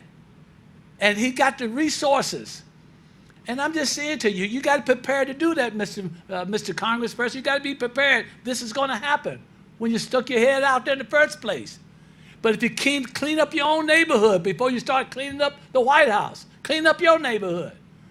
How can I go and talk about another church on the west side and about their neighborhood and all the stuff that they got around their church, and my church is in the same situation or worse? Before I basically point out and try to be constructive criticism to somebody else, at least I ought to have my house clean. And that's the problem I'm saying to my sister. You're absolutely right. But he's not going to bring to a gunfight a knife. He's going to bring a machine gun. And you should understand that. But even at that, to understand what's going on in our cities, Baltimore is basically a typical what's going on in our cities in America. It's not just Baltimore. It's not just Baltimore. And you got to understand, many of these cities are run by Democrats. You know, we understand that. But even at that, the point is that we all got to hold everybody accountable. Everybody. Democrats and Republicans. Black and white. And I'm telling you that Elijah Cummings' house was broken into. We don't know who did it. It could have been somebody white, could have been somebody black, could have been, we don't know, but it was broken in while all this is going on. I'm just saying to you, my sister and my brothers and sisters, all of you, we're so hung up on who's Republican, who's Democrat. All of them hurting us. I mean, what do I care whether the doctor that gave me the operation is a Democrat or a Republican? All I want the man to do is just make sure you do what you know what you're supposed to, that you know how to do what you're doing. And when I get off of this table and get out of this ICU piece, everything went well. I didn't ask him if he was he Republican. I didn't ask him whether he was Democrat. I didn't talk about politics. I talked about my health, because that was immediately what was going on. And that's the problem with us. We're basically trying to pick and choose. All of them hurting us. All of us hurting us. I said it. All of us are hurting us. Republicans and Democrats. Black and white. They're all. Look at us. Look at our situation. Look at our situation. Don't you think by now we ought to have, under Obama when he left, when he was there, we should have had prison reform? I'm just saying to you is, with the education piece, and see what's going on in education, and this superintendent is doing the best that he can with what he got. 62% of our kids don't even show up on any given day. 62% of our kids in the Detroit public school system don't show up in any given day. That's not on the teacher. That's not on the superintendent. That's on parents. And then look at the parent and look at the home. Probably there's something's going on in the home that's causing that. Maybe the mother got to work and the baby, the kids got to babysit. You know, that day or that 2 days, the mother gets sick because the kids got to stay home because she don't have nobody there to help her. We got to get into these homes and find out what's the problem. And many of these kids, we know that education is really a priority for us. We know that. We vote for every millage that's ever been done in the city of Detroit. We vote for it, so we know that education is a priority for us. You know that. Then why aren't we using it? Because there's some barriers that's in our homes that we got to deal with. And we have not had an opportunity to get in there. Social workers, to get in there and see what the problem is. 62%, how in the world you expect us to compete if 62% of our kids don't show up in the school system in this given day? How are we going to compete? And then you're mad at people because we don't have the jobs. And the reason why I don't have the jobs is because we don't have the skills. We don't have soft skills. You know, I'm just saying to you is, it's not just them. We got some responsibility here. The church. What are we doing when we talk to our people in our church and talk to mothers and tell our children, little girls, that every time you have a baby, you're basically putting your foot in poverty. Every time you have a baby out of wedlock, you're putting your foot in poverty. If you don't wait until after you get schooling, get you some training, get you whether it's going to college or community college or 4-year college or skill before you have a baby, before you get married. So if anything happens in the marriage, you got something to fall back on. You can't depend upon somebody always. And I'm just saying to you, is those are the things that we got to understand. It's us. Nobody's going to do this for us. Why would white folks do this for us? Why would Trump do this for us? Why would the agencies do this for us? Why would the Hispanics do this for us? No, we want to help everybody else. We want to help everybody else. That's us. We just want to help everybody else. I wish I could say what I wanted to say. Caller, you in touch. How are you this morning? Good morning, Reverend. Well, you're talking like Professor Black Truth. He's on YouTube. We do alternative media. Well, Trump is sitting up here on YouTube talking about reparations and slavery, the enslavement of African people. I mean, the Democrats have done absolutely nothing for the black community. We are the first hired and we are the last hired and the first fired. And people need to understand that you need to reevaluate who you're going to vote for, because the Obama administration, why don't you all utilize Google? Why don't you Google his policies that were detrimental to African people? Joe Biden, the 1994 crime bill, it destroyed our community. The reason why we have no control over our children now, because when you put parents, I was a foster mother, and when you put parents in prison, the children go to foster care. They move from one foster home to another foster home. They grow up in the foster care system. Joe Biden is a horrible human being. If you check what he did, especially with that crime bill and the difference between crack and powder cocaine, when his children are cocaine users and drug users, you can go to the Washington Post. Why don't you African Americans, senior citizens, learn how to Google policies and how these policies devastated our neighborhoods, and why we have no control over the young people and our grandchildren in the neighborhood because they grew up in a foster care system. You understand me? That was detrimental to us. And Trump, you know what? And Trump is going to get back in office. You got these illegals. I don't mind legal immigration, but illegal immigration is wrong. It devastates our community. I don't care what you're saying.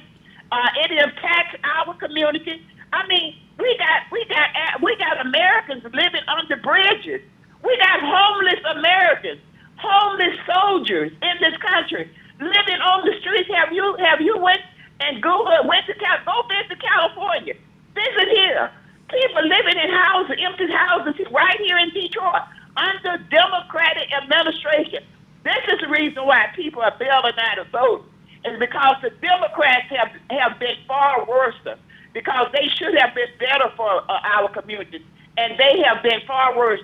And this is the reason why I think that Trump will get 4 more years. What are we going to vote for? They don't want to cut the check. They don't want to give. They don't see us having reparations. But you give $10 million a day to Israel. That Israel's Holocaust did not happen on the soils of America. We built this country and have gotten nothing. Year after year, we are in the same condition, and we need to take our problem, and that we need reparations. I don't care what any of you say. We need reparations. Israel got free health care. In Israel, you can get free health care, free housing, free medical, free college in Israel, and you can't get it here. Thank you so much. As and always. I'm so glad that Kamala Harris has been pulled. The cover was pulled off her. Listen, her record, your record is right out here where you can Google and find out how devastating she was to the community out there. I'm glad Trump pulled the cover off of her, because you Democrats never want to tell the truth about what other so-called Democrats do and how it impacts our communities. These cities and things are just like where Elijah Cummings is at. They are devastated, reeking with poverty. In every city in this country, African people are suffering in every city in the United States. Do your research. They are cutting Social opportunity benefits for people. What are you talking about? And you all promoting war. You have spent $22 trillion for war to go around the globe and kill innocent people with our tax dollars. You should. The Bible said, "Thou shalt not kill." Thank you so much, as always. I appreciate your call. Call in touch. How are you? Good morning, Pastor. How are you? Just fine. How you doing? Real good. You know, first of all, I'm flat out Democrat. I'm voting for Joe Biden. That's who I'm voting for. I'm strictly a Democrat. If we don't get together and get him back in office, I don't see anybody else up there. You know, I listened to them all speak and all like that. I didn't sit all through that stuff. I'm coming back and forth in the house looking at it. As far as I'm concerned, he's the one to get that spot, to challenge that food up there in that office now. Now, as far as all this other stuff, you know, everybody gonna put their best feet forward trying to get it in that spot instead of getting it. But I'm strictly Democrat. I'm supporting Joe Biden, and you doing a good job. Now, my other question, I hope they get that cursive writing back in Detroit Public Schools. I understand they're working on that. In August 6th, I believe, at Renaissance, they're supposed to have a meeting. Right. I believe it is on there. But what I also want to say, then I'm going to hang up and finish listening. My thing, this is just a comment. My thing, if I want to call in on your show and spend 15, 20 minutes hollering over the screen, repeating things, why can't I come in there and just buy some time and do all that? They're taking up all your time speaking and repeating the same thing and all like that for 15 minutes, having people on hold. Right. So thank you, man. I just come in there and buy time, and I can sit there an hour or so. Okay, have a nice day, too. All right. Thank you very much. And it's really me, too. It's really me. It's not them. It's me. I called you in touch early this morning. Dr. Howley. Yes. God bless you, my brother. Hey, how you doing? I'm blessed. A couple quick points. One, I think those of us in the Wayne County area who domicile there should check out Wayne County Community College, not only the educational programs, but the workforce development program. One program, LPN, is coming back. You know, LPNs was almost kind of like phased out in this nation, but there's a big push to bring them back because one of the growth industries, not only because of our deteriorating health and killing each other and blah, blah, blah, but is the nursing program. As far as President Obama, he was not perfect. He became the president of the White House, painted white, named white, and built by enslaved Africans. We need to know that. But he was certainly better than Baby Doc Bush, who preceded him, and POTUS Coochie Grabber, who is after him. We're going to have to make a choice. Now, 4 years ago, I supported Bernie Sanders. He lost. So then I supported Hillary. But while I was supporting Bernie, I didn't run around beating up on Hillary. You know why, Doc? Because it was possible that she would be the nominee. Support who you want. But be careful with this beating up on Biden, and a year from now, it ends up being him. Do I make any sense, Doc? You make a lot of sense. And I think the only thing I'll add to that is, whoever it is, we need to have some type of conversation or some type of a manifesto with him, and maybe baptize him, forgive him, his father, all of that. But the point is that we got to have somebody that's going to take this guy out. And no doubt. And I just we feel need like to have someone who will remember the promises that they made. But I'm saying, and that's the only thing I'm just saying, because otherwise, what I'm scared about, who's going to be his running mate, and also this left wing piece that he's got to deal with his party. Yeah. And let me ask you this before I let we need a wide tent. We need all voices. Yeah. Before I leave, that's why I support what they call themselves the group, the AOC, Yeah. but I also support Pelosi. See, let me say this, then I'm going to go. Okay. The young, we need the young. We need your energy. We need your fire. But the wisdom of the elders, the seasoned, are needed. Quit putting the old folks away. Yeah. Let me ask you this before you go. I had made an appointment for you to go to the command center about this ID piece. Have you got the message about that? I did, and I've had some conversations with command and with others. I want you to go. I want you to go. I'm gonna tell you, Doc. I really think it needs to go on the ballot. Okay, but vote. I still want you to see it so that you Yes, can. sir. So if somebody asks the question and you still disagree with it, that you've also seen it, so that Yes, sir. it gives you some validity of what you are, some unction of what you against. Yes, sir. Thank you so much, and thank you for. Thank you, Doc. You be blessed. And thank you for your relationship, your friendship as well. You got it. You know it. Thank you. And thank you, my sister. My time is up. I apologize to you. I got a lot of you hanging. I wish I could do another hour. I just don't have the strength to do it. But I just thank you so much for sticking with me and letting you know that indeed, if the Lord says the same, we'll be back here again next Saturday. Thank you so much. Have a wonderful, blessed day and a good weekend.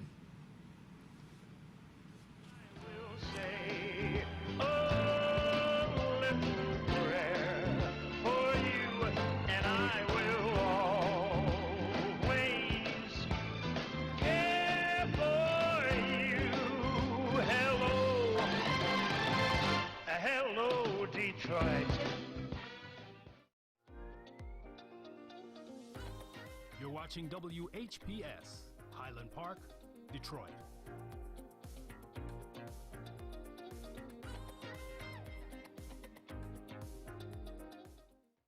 WHPR TV is now on Channel 90. Check out all of your favorite morning talk shows on Comcast Channel 90 every day from 7 a.m. to 12 noon, and watch us anytime, day or night, on all of your favorite devices. Download the WHPR TV Now app and take us with you wherever you go. WHPR TV is now on Comcast Channel 90 every day from 7 a.m. till noon. WHPR TV, a Watkins Broadcasting Company. To be able to meet people from different countries enriches our lives. Wayne County gave me so much. My degree, who I am. The college supports you to grow. They have the different campuses. I'm like, I can try this. Maklit Shonga, Ethiopia. Sandra Gonzalez, Mexico. Arminalda Carrick, Bosnia. Javed Khan, Bangladesh. Go to Wayne County. They will find your path and you will know what to do next. You're watching Detroit's own WHPR TV. Detroit Live.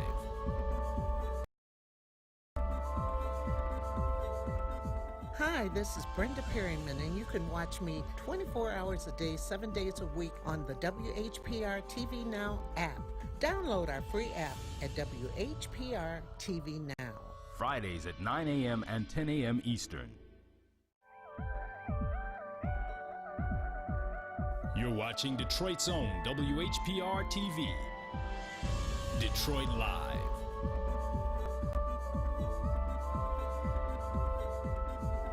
Hi,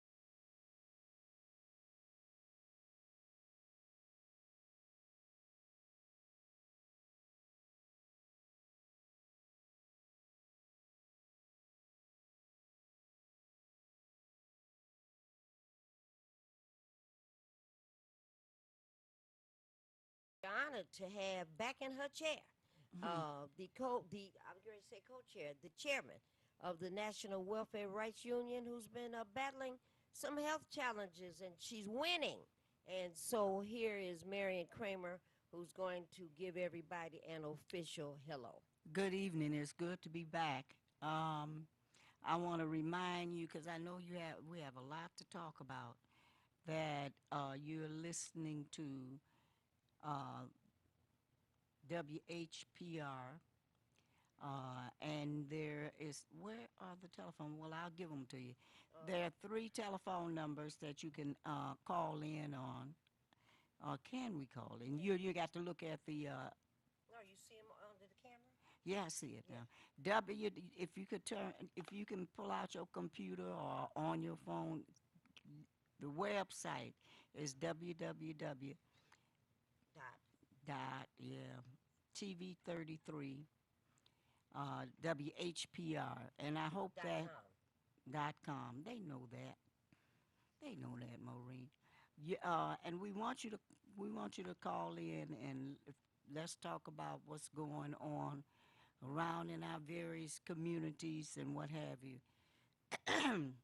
So again, the phone number is 313-868.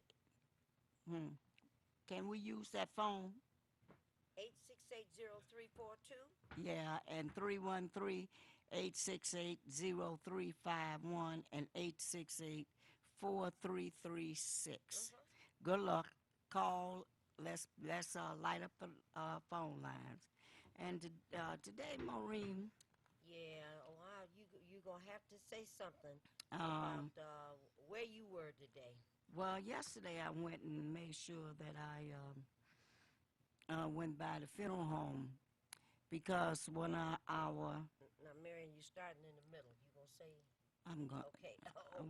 One of our past mayors and city council person, because he served as a city council person first, Lindsay Porter, had passed away.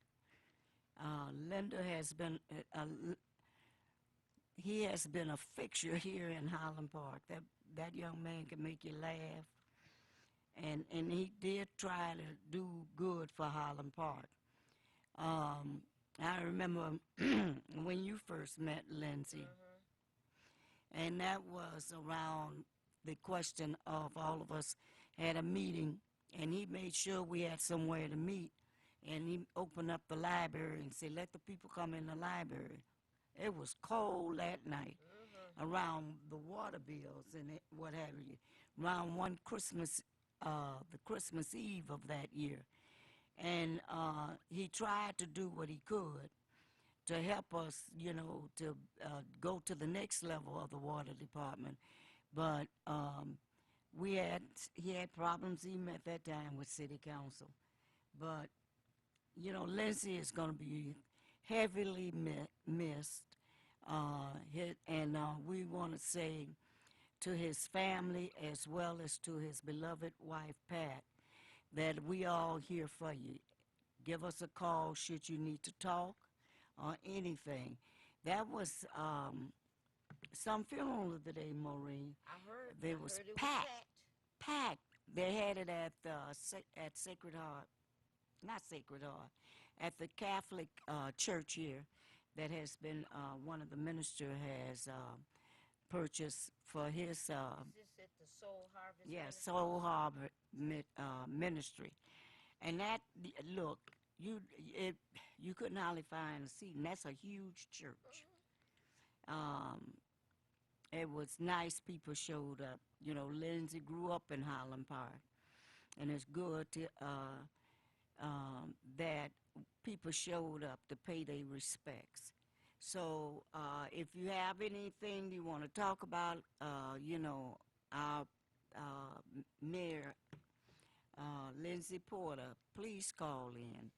868-0342-0351 or 868-4336. I remember when Mayor Lindsay called you and told you stop by his office, and he had a list. Remember that? said he had a list of, and you know, you trying to figure out a list of what, and he said just come on by. So I went with you, and that's the first time I had seen the list that he had of all of the houses in Highland Park that were either water was already off or slated to be turned off. In the coldest And, part and of the year. no, this was before that. Because we ended up setting up that meeting in December because he gave us that list. But if you recall, we drove over on Glendale. You remember that? We drove up and down some streets and got out of the car and knocked on some doors. And it was hot. And because we didn't believe what the list said. It was so many addresses and so many pages. And we went over and drove up and down some streets and knocked on some doors, and that's when we realized that this water situation was so serious. And as we began to become more and more aware of how many people were off, how many people were slated to have water shut off, and remember we could see hoses going from house to house and all this kind of stuff, so by December, he was prepared to have a meeting, and you remember who else was there? John Conyers. Yeah, John Conyers came for John that. Conyers was at that meeting as well, and he's the one that raised that slogan, "Turn the water on." Turn It it was on. cold that day. Lord, it was cold that day, but it was a bunch of people that came to the Highland Park Library, and every time I say the Highland Park Library, I choke up. Yes. When the library is closed, that's when you know They gonna that there's an close the assault coming on the city. That's the place where your information, where your books are, where your history is, and your knowledge. And I remember he opened up that place and opened up the auditorium so we could go up in there and have this meeting about why so many people in Highland Park were without water. And little did we know That we had just discovered beginning, accidentally falling into some mess. several years of work in that Yeah. particular thing. Yeah. But, you know, we really appreciate Lindsay. Well, you know, when I'm looking at some of his history, some of this I didn't know. Born in Detroit, Porter family moved to Highland Park in 1955. He attended Liberty Elementary School. Is that school still there? It's gone. It's still there. Liberty I think- Elementary School I still think open? and it's not open. I don't know if it's open for. I'm saying No, it is that, not. you know, I don't think it is. Liberty Elementary School's closed. Got his high school diploma from Highland Park High School. That's closed. Yes. Continued his education at Lemoyne Owen College in Tennessee. That's open, but that's one of the historically black colleges that's under attack because it doesn't have money to keep going. And let's see here. Says he was baptized at Vernon Chapel, African Methodist Episcopal Church. Is that church still open? Vernon Chapel? I don't know. I don't know. This is a history because it talks about some of the places he was and where he grew up and got his education. And a lot of those places are closed now. Isn't that something? It's scary that could happen, you know? Then I wanted you to comment, Marion. I don't know if you saw this.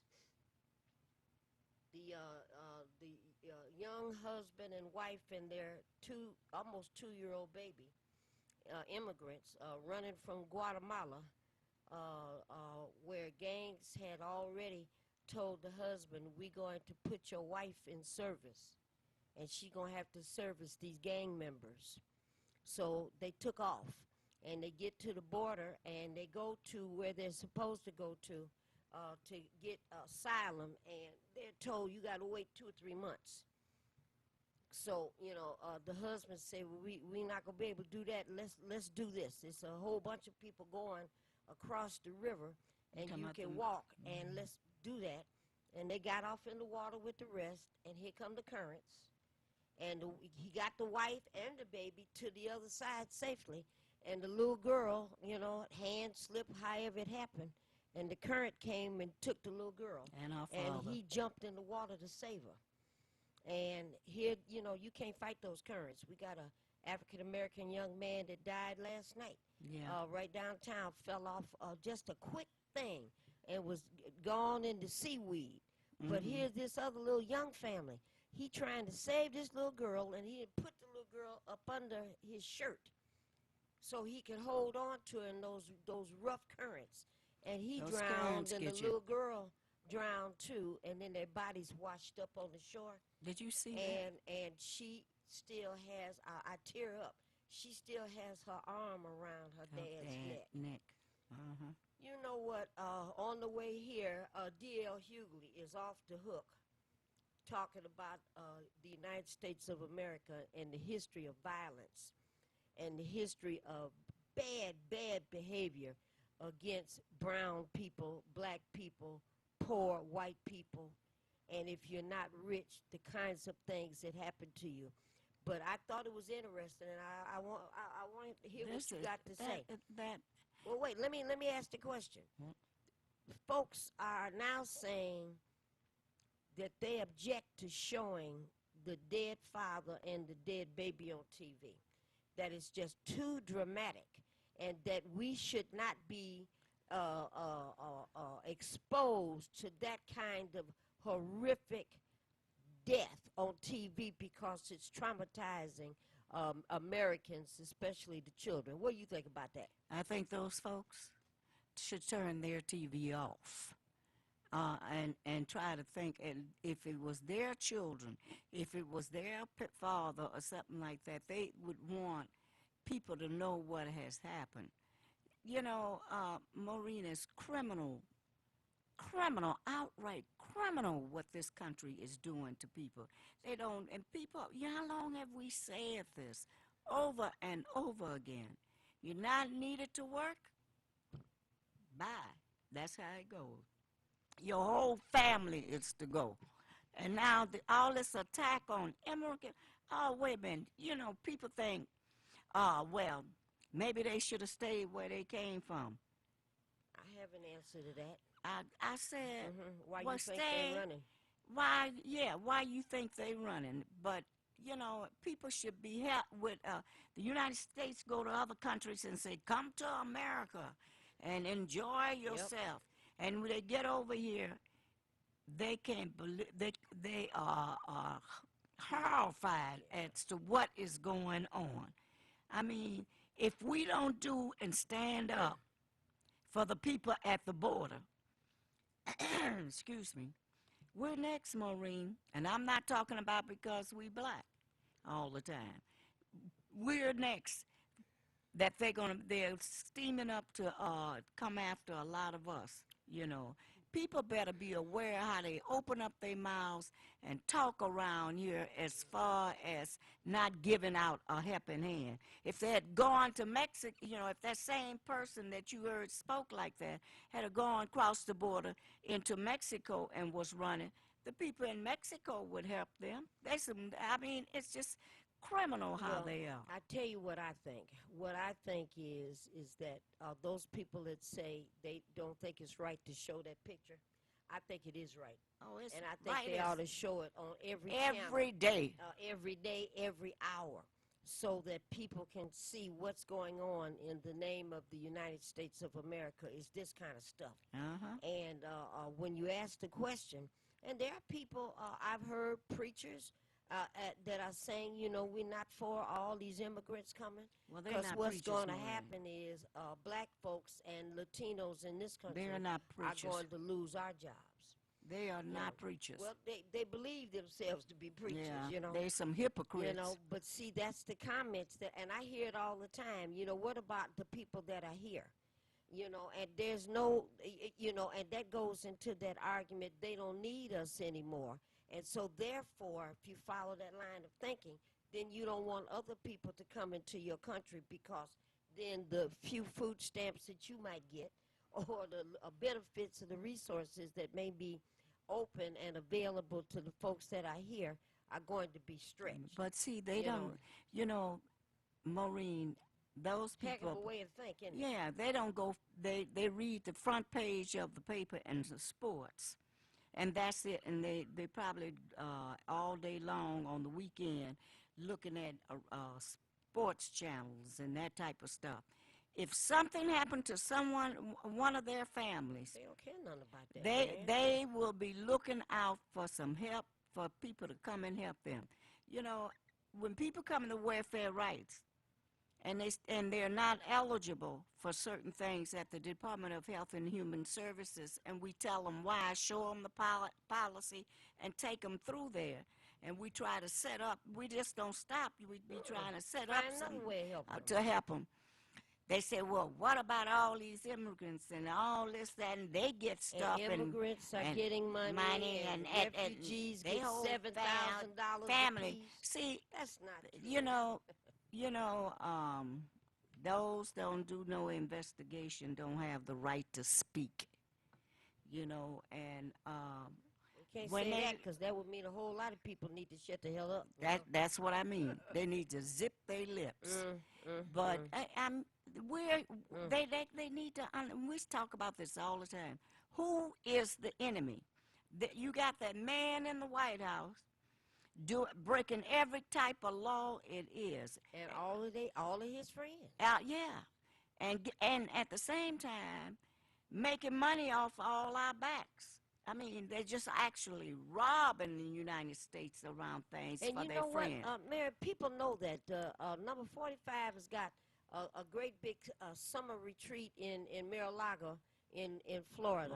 And the taxpayers pay for every time he has a political event there. So $400,000, $500,000, $600,000 for dinner on Tuesday, $400,000, $500,000, $600,000 for dinner on And Thursday. they can't even feed their family.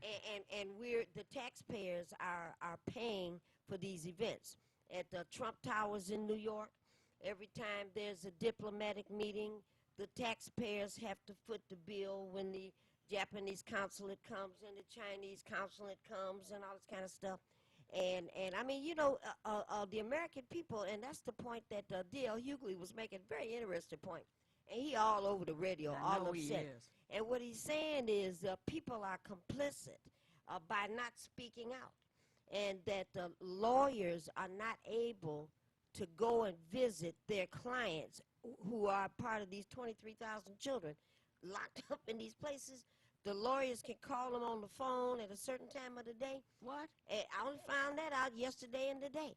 But they can't go there and visit them. And why not? These are private prisons, married for children. And That's you just can't like make their. this stuff That's up. just like their parents. You and can't see, make this stuff people up. don't understand Private that prisons. the prison system have been privatized a long time ago. For these kids, though. And I ain't never I'm heard saying of that before. they had also had looking at that and seeing how many more people they can get into those type of places. Well, these are And they don't money-making care. activities. They don't care about those babies, Maureen. You and I care, but they don't care about them. Okay, and my question then at the end of the day, and again, I never heard no stuff like this. You got a lawyer, your lawyer doesn't have the right to visit you in your prison or in your holding ceremony. You're a minor, you're 16 years of age and under, down to 5 months, okay, 5 months to 16 years old. And the lawyer has to put in a request 2 weeks in advance. Oh, girl, please. And then the holding facility will approve or disapprove your visit. And you see the children in a reception area, not where the kids are eating or where they're sleeping or things like that. And you got a ton of people that are down there fighting, ton of people that are down there arguing and protesting and whatnot. But it's a shock to me, and I'm always naive about this kind of stuff, but it's a shock to me that people across this country are watching this on TV and not reacting. And the shock value is, I bet people don't know what to do.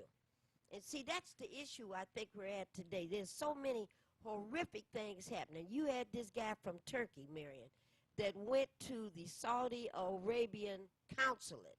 He's a reporter, a journalist, and he walked in for the meeting. And that's the last time anybody saw him because they chopped him up and put his parts in a wood chipper. He's an American citizen. The girlfriend dropped him off. I'll be back to pick you up. She go back and he ain't there. What's going on? And then you find out later on what happened. And the president says, well, we're not going to fall out with nobody just because, a murder was committed. Well, listen Well, here. huh? You know, when he said that, my brain started ticking and said, that's What's one of going on those here? things needs to go on what we're going to put out. And excuse me, and let folks know that we're not concerned about the president neither. We want him out of there. Well, because did you see him today? he is making jokes about people toying in the election. Yes. Now, what I was really waiting to see, and I walked away, at the G20 summit, which already people are saying they're not going to have it no more if he comes. I don't blame him. Sure. But you remember one of those years at the G8 summit, and they did the photo op at the end, and he shoved the guy from South America. I forgot what country, but he shoved the guy out the way so that he could be in the middle of the picture. You know, we've got all of this evidence. This man that- needs to that be is in something prison. wrong with this guy. He needs to be in prison. And the way but this thing with these children, Marion, and lawyers. Now, the ACLU is all on top of this. They need and, to be. And their court cases and all of that. And speaking of court cases, here we got the Supreme Court, two judgments yesterday. One of them is about the Republican Party drawing lines on the map that says these are Republican districts. And the Supreme Court said, you don't have the right to do that. That's not your job. And it's not our job to define that. So that's, the Republicans are going to be able to continue to draw those lines because of that position. Let's take this call. Caller, you on the air. Thank you for waiting, and thank you for calling Ask Welfare Rights. I don't know why I can't get you on my fire stick. I had it on fire stick earlier, but happy Friday. And happy Friday to you. Yeah, I'm getting sick of these children, the way they putting them in the concentration camps. I'm getting sick of the debates. I'm getting sick of the distractions. Yeah, they talking about reparations, and we know who the reparations. We are the reparations. They're not going to give us ourselves back. Pharaoh's not going to let his people go. And I'm tired of listening to people ask the thieves to give back what they stole. They stole you, your mind, your money, your body. They still stealing your bodies, but your land, everything, your education, resources, your housing, everything that it takes for you to live and survive, they getting double folds of it to feed their families and empires. Well, caller, I never thought that in 2018, 2019, I would ever see or live through a circumstance where children were taken away from their parents. And if the parent court case or hearing didn't go right, they put the parent on a plane and sent them back to their country of origin or wherever. And the child is here. I think I'd ever seen nothing like that. That's stuff you see on TV. Yeah, that's a horror flick in living colors and live. And I'm not understanding why there's nobody with any nuts or guts in position to do anything different. But it seems they too corrupt. That's why they ain't got no nuts or guts. They just If you were human, if you had one bone in your body that's human and what have you, and care about children, you wouldn't be doing that. Well, that's what D.L. Hughley is talking about. He's saying these people, they're not corrupt. He says they just don't care.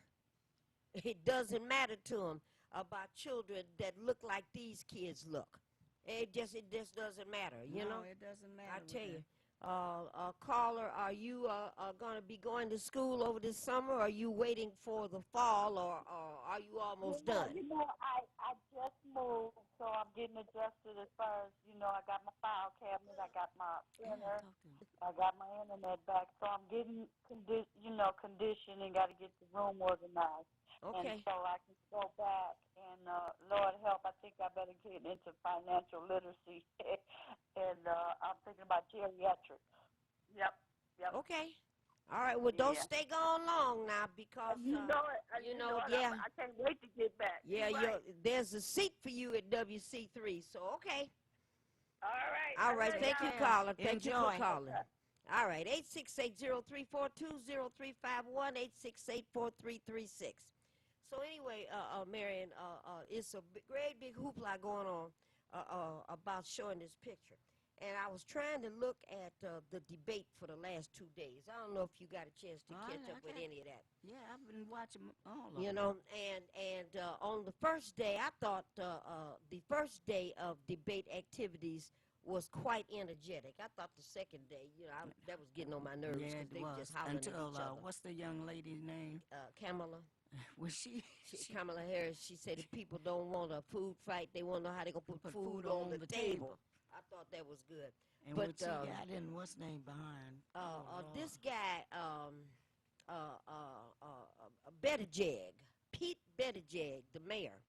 All right, that's the guy from South Bend, Indiana, that's dealing with this case of a white police officer shooting a black guy.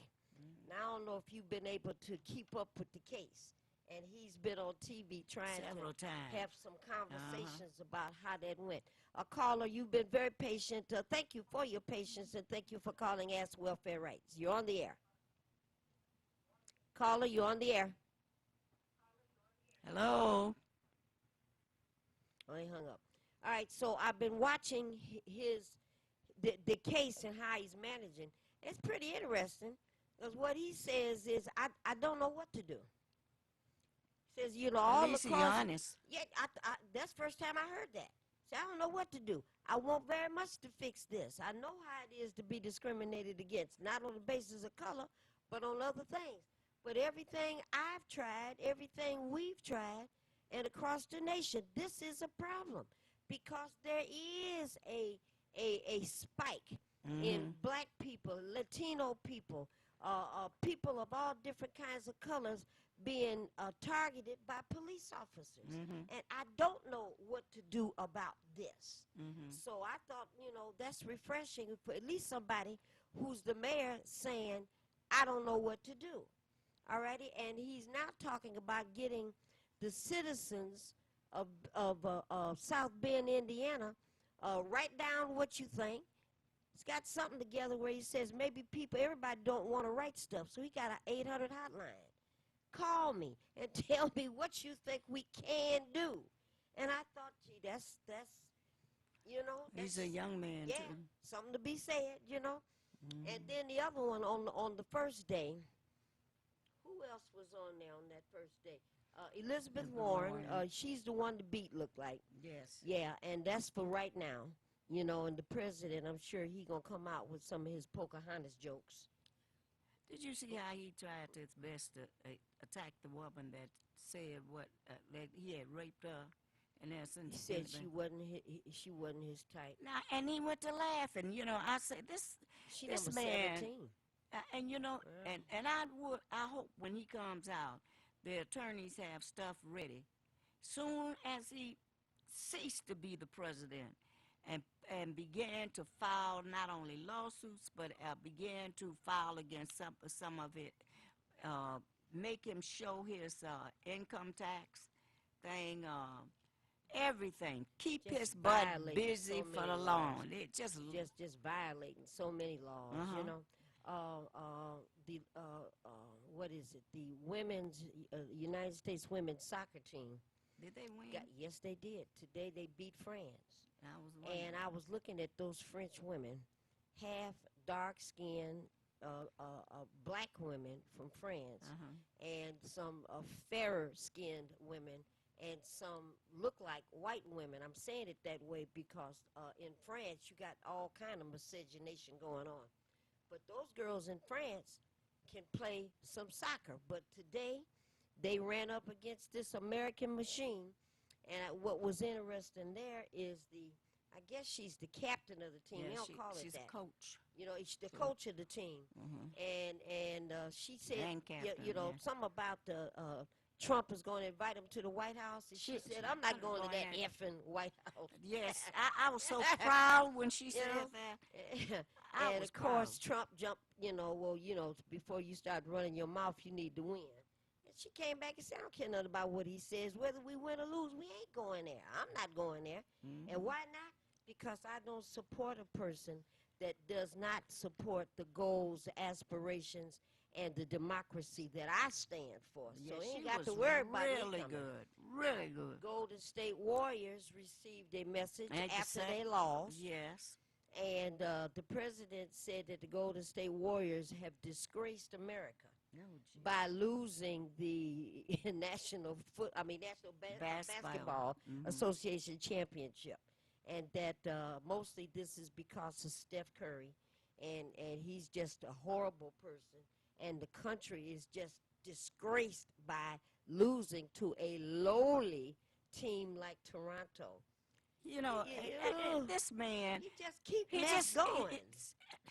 He just keep mess going. Now, at times when they come on TV, I say I turn the knob. I said because this man is out. He acting like he crazy. He know what he's doing. I don't think he's crazy at all, you know? Uh-uh. I don't believe it. You know, caller, you're on the air. Thank you for waiting, and thank you for calling Ask Welfare Rights. Yes, good evening to everybody. And good evening, Good sir. evening. You know, I got two statements to make. One of them is, I wonder, what do you think about that, what is that new camera thing they got going on, giving me the side in the city of Detroit with the police? He's talking about the facial recognition technology. Yeah. What is your Okay. view about that? There's technology that's coming out day after day after day that is supposed to be to improve whatever a process is. And I have heard what the arguments are, and that is, you know, the police might start profiling people and using that technology when it's not during an arrest and those kinds of things. And certainly we need some oversight, and we need community oversight with that kind of stuff. But caller, I think they use that at a lot of the casinos. As you're coming in, and they got those secret cameras in different places to do facial recognition to make certain you're not on a list that says you're not supposed to be in the casino. So I think Marion and I are going to be interested. What do you think about facial recognition technology? I think it's a good idea if they're really, like you say, using it for the right purpose, not because somebody on a traffic ticket for 3 years or something and using it as that. But if somebody, you know, you're looking for, I think it's a good idea. I don't see no wrong. Like you say, in the casinos, which I go to, they already have that kind of stuff. People don't realize it and all like that. And one more thing I wanted to say, too. Go ahead. The 5-year-old baby that mother and the boyfriend was responsible for the death in a motel the other day. He's talking about the little 5-year-old that the daddy brought to daddy went. They was in a motel in Redford, and the daddy went to the office and said, "I need help because the baby's not breathing." And then the ambulance came, police came, and they took the baby, did an autopsy because the baby was dead, and they've determined the mother was not there, but they've determined that the baby died from blunt force trauma. You know, so go ahead, caller. What are you thinking about that? Also, it's just a shame that people misuse little children like that. You know, and they also said that you show on TV where I guess one of the children was testifying or something. They didn't show their face, where the mother had beat the children and just misusing the father too. I mean, I don't have no sympathy for people that abuse our children or elderly people. I don't have no respect for any of them. I don't care who they are. They abuse our babies and our elderly people. Okay, that's all I need to call about. You know, I still can't see you on TV, so I just take chances calling. Okay, caller, stay tuned. We got some things being developed right now, so we're working some things out, okay? Oh, yeah. Okay, thank you. All right, thank you so very much. Caller, you on the air. Thank you for waiting, and thank you for calling Ask Welfare Rights.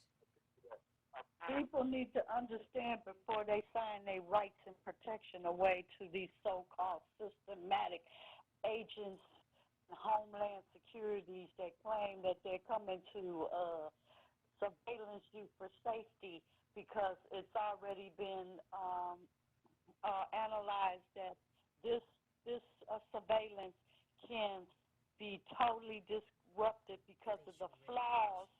Once again, your community, your people will be the ones that will be the guinea pigs to the flaws that will continue to murder and to lock up innocent bodies because they said that the cameras work just fine.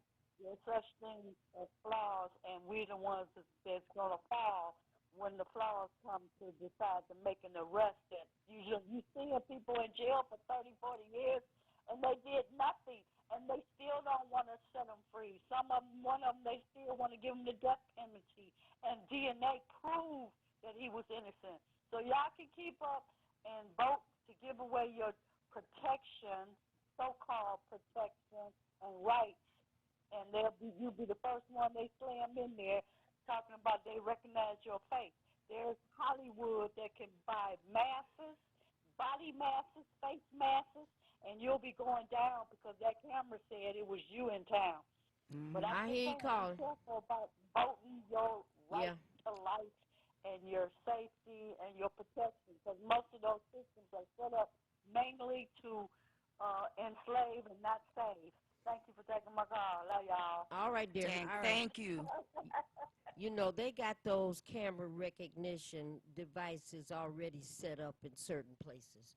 And the most, probably the most obvious place, Marion, is at these casinos. And that's because they've got a list of folks that can't go in, people who have started a ruckus, started a fight, somebody thought they was cheating, something like that. Or mostly those folks, what's that thing called, card counting, where you keep winning because you figured out a process, the method on how to keep winning, and then they figure out that you figured something out, and then your name is on the list. Your gambling days are over. So so if you grow a mustache and a beard and all the rest of that kind of stuff, you still can't come up in here. But I think that there's a healthy suspicion about anything that says what we're going to do is use this facial recognition device so we can identify you. And I'm concerned about that as well. The guy in South Bend, the police officer that shot the unarmed black guy, had a shoulder camera on, and the camera was off. And the rules say that if you draw your gun, your camera, that's not a rule, but the technology says if you draw your gun, your camera automatically turns on. And that discussion came up with Mayor Pete. And apparently that technology is not attached to the cameras that are available right now. But there is a rule in South Bend that if you draw your gun, you must turn your camera on too. And he didn't. And so, he knew that. You know, oh, sure he knew it. He was very conscious of what he's doing. Yeah, he knew it, you know, and so all you got to go by is, well, I guess that's what he thought. All you have to go by is what he said happened, the police officer, and the dead guy can't talk. No. But everybody got a cell phone now. So I'm sure, you know, Michael Brown and Ferguson, all kind of cell phones and everything came out. But look at, that's one thing that Mayor Pete went down that list. There is something to be said about police officers and police brutality. Ron Scott worked for years on the Coalition Against Police Brutality. What's that guy's name? Butson and Nevers. And what's the fella's name that they killed over there? Oh, I've forgotten his name now. On pictures on the wall. I said his name but a week ago. Yeah, you know, and you know, so there's a history of the police And violating Neville's rights. and them. Yeah, That wasn't the first time they had been harassing people Years. over in that community where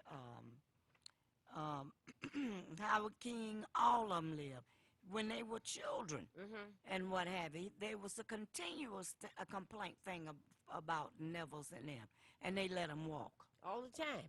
And I remember Jen used to talk about the first time a white police officer had ever been indicted and finally found guilty of the death illegal death of a person of color was Butts and Nevers.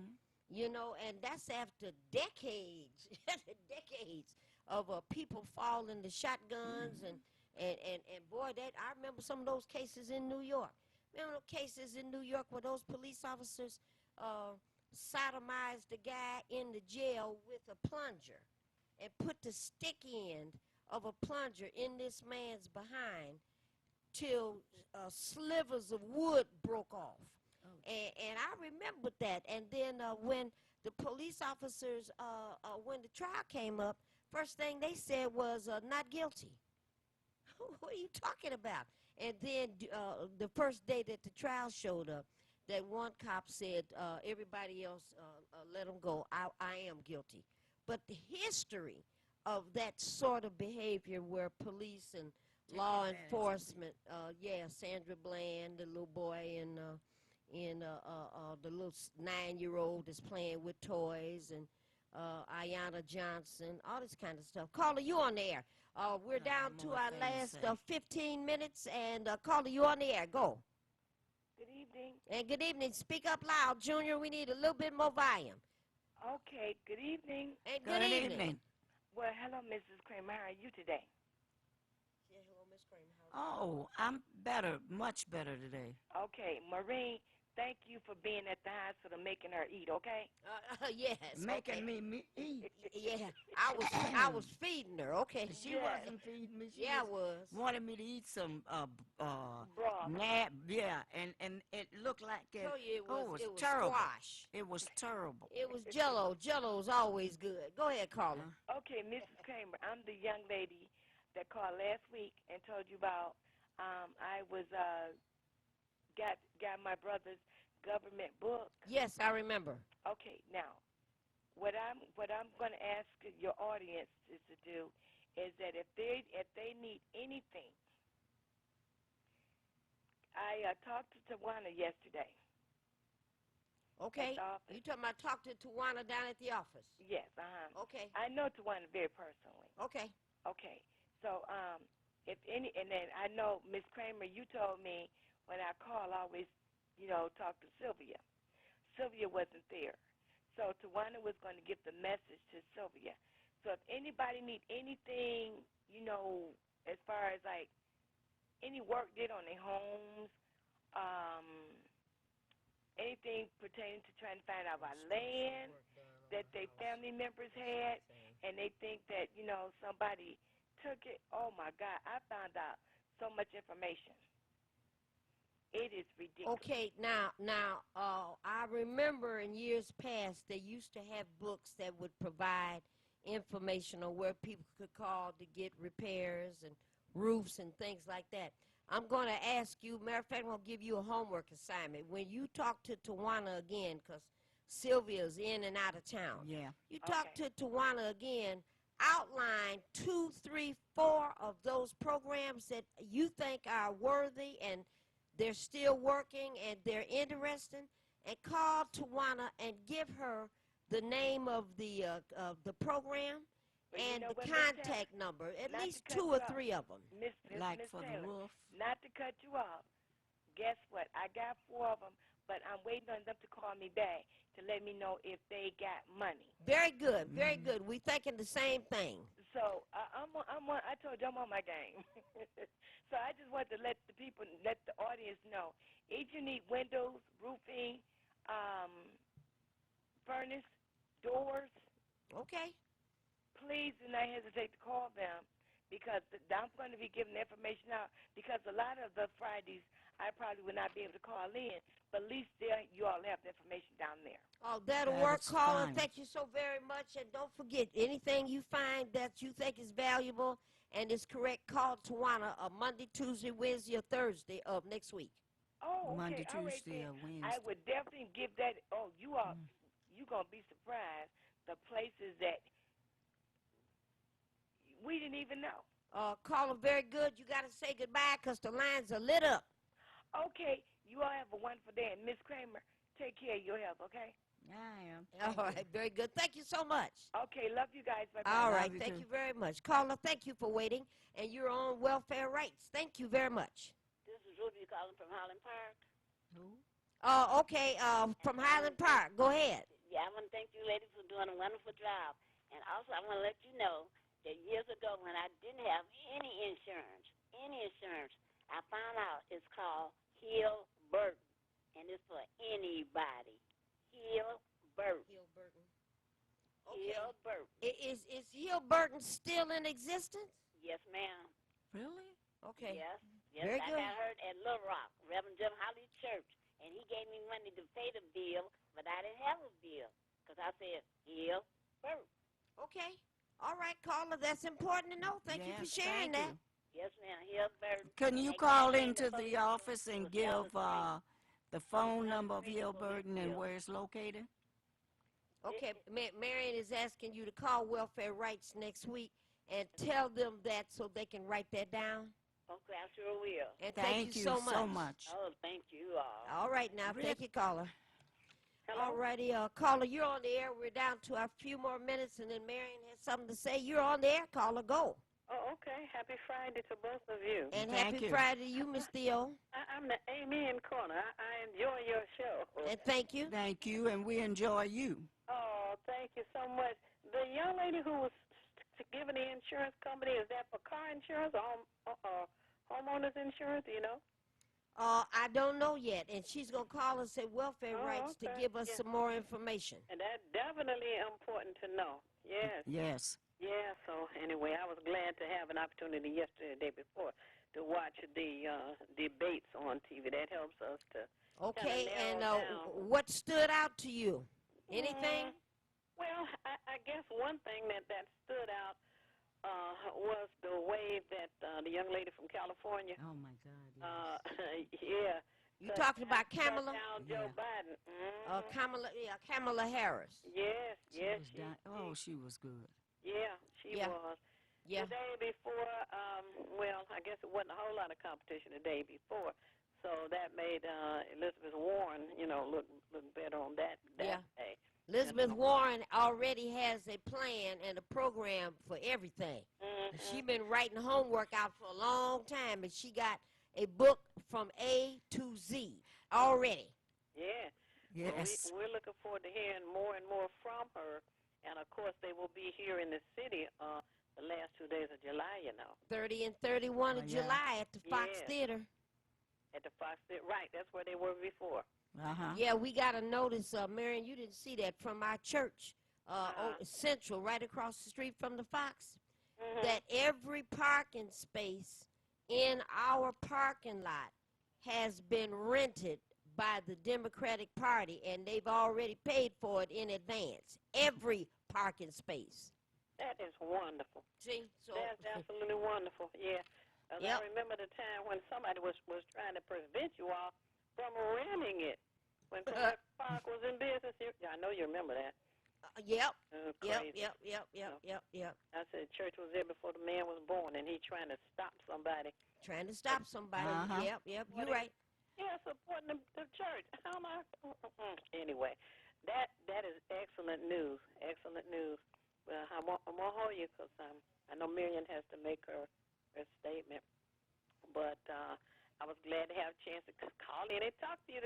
Thank you. As always, and I got some conversation I'm going to carry on with you this weekend off air, okay? Yes, ma'am. All right, dear. I'll be in touch. Okay. And thank you so much. You're welcome. All righty. All right, Marion. A we're real down to couple of about things. 5 minutes. Go ahead. Take your time.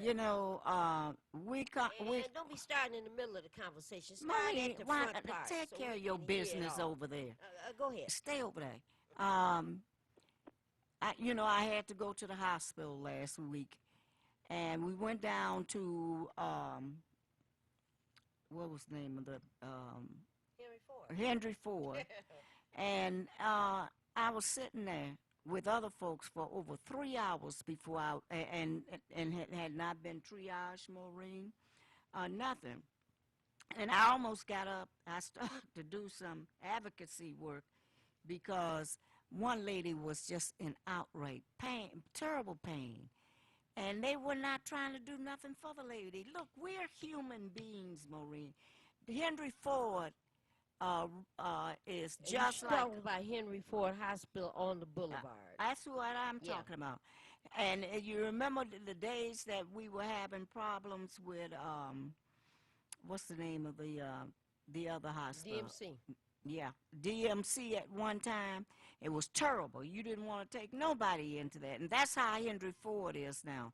They need to reorganize everything. They putting all the money in the heart thing across building across the street. And the cancer research building. And you know, yes.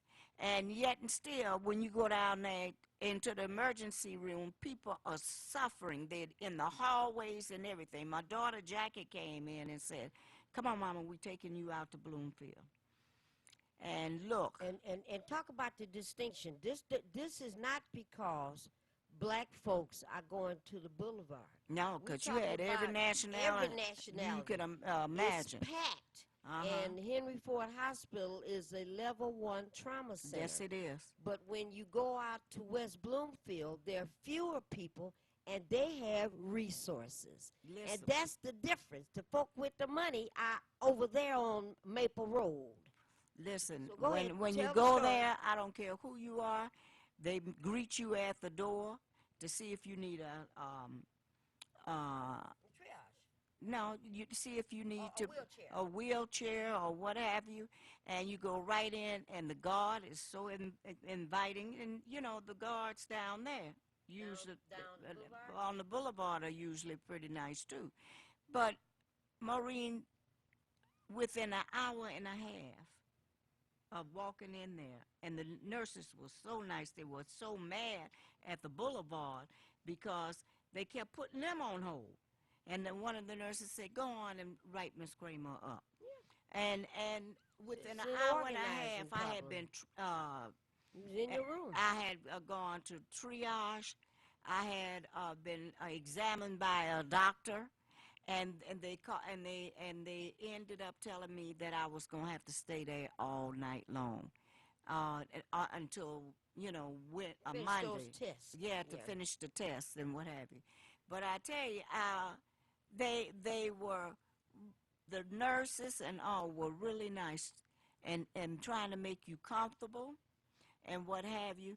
But I am glad I went out there. But at the same time, I'm happy that my doctor, after she looked at those tests down at Henry Ford Harbor Town, she called my daughter and said, "Look, get your mother down to the hospital quickly because her blood is low."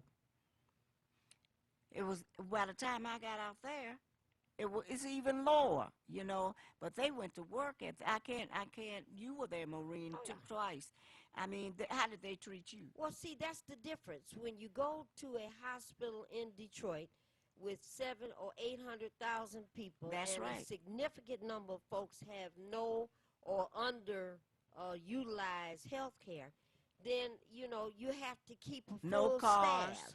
And then, if you're laying off people at the hospitals downtown Detroit and in that area, and you cutting back on staff, then that becomes a problem. Yes, it's and that's how you end up staying in the emergency area for 3 and 4 hours because they can't get to you, and that's not right. And when I stand in the line at Myers, and people are complaining, she sure is slow, and they're talking about the cashier, and I look, and 3-4 lines are dedicated to where there are human beings to carry you through your line. 5 or 6 lines over here have the automatic tellers where you can run your things through by yourself. And it's clear to me, Marion, that, they want you to go over here where you can self-pay for your stuff. And it's the same thing at the hospital. After I realized that you had been down there for so long, there was no choice. You had to leave. But look at the opportunity. We got children and welfare rights. We got forces we can send down there to the hospital and carry you someplace else. The rest of the folks ain't got no ride. None. One of the teachers at my school was talking about a 6-pack of water he was getting. And at the CVS store he went to, the water was $2.50 higher than at Costco's. And he wanted to know from the folks at the CVS, why is it so much higher?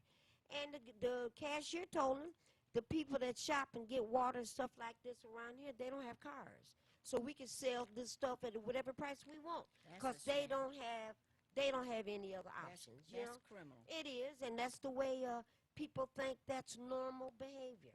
That's the way they should act. All right, Marion, you have 30 seconds to say goodbye. Again, I'm happy to be back, and should you be having some problems trying to survive out here, welfare rights is where you want to be.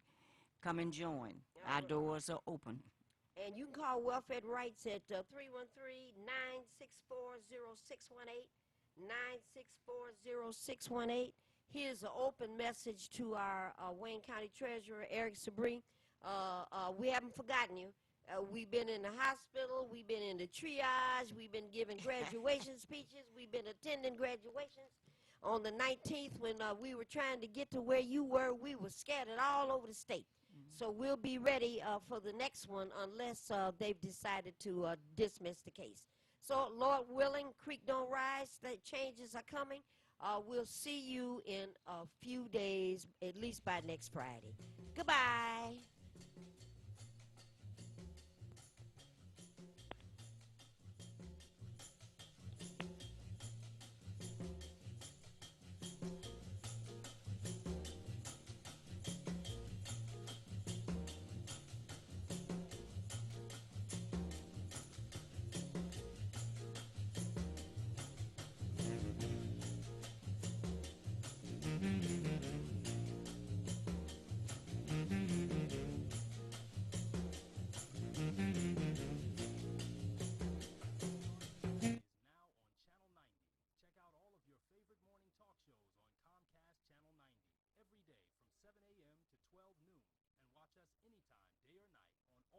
Favorite devices. Download the WHPR TV Now app and take us with you wherever you go. WHPR TV is now on Comcast Channel 90 every day from 7 a.m. till noon. WHPR TV, a Watkins broadcast. The environment is so friendly. Always feel like home. We have so much support from the staff. You meet people who are like you. I always had a passion to help others, so this is the perfect place for me. Yanaafi Chubichao, Flora Kiwang, Cameroon, Maklit Shonga, Ethiopia, Javed Khan, Bangladesh, Dennis Carrick, Bosnia and Herzegovina. They give you what you need for the future.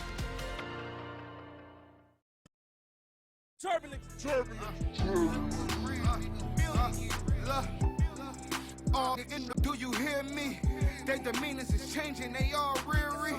6-figure in the thug and no security. I don't need a goon, blue hunters gon' secure me. Niggas can't stand me clearly. I had a talk with my auntie, I see it clearly. What you know about a big jumping 160 coupe doing $150 stabbing no $150? How can niggas say they rich and never touch 50? Hope they don't wait until I'm dead to say they up with me. Baby mama got it, kids gotta eat. Shout out to the connect, he keep me on my feet. Fresh off the beat, $1,000 shoes on my feet. I'm off the WHPR TV is now on Channel 90. Check out all of your favorite morning talk shows on Comcast Channel 90 every day from 7 a.m. to 12 noon, and watch us anytime, day or night, on all of your favorite devices. Download the WHPR TV Now app and take us with you wherever you go. WHPR TV is now on Comcast Channel 90 every day from 7 a.m. till noon. WHPR TV, a Watkins Broadcasting Company.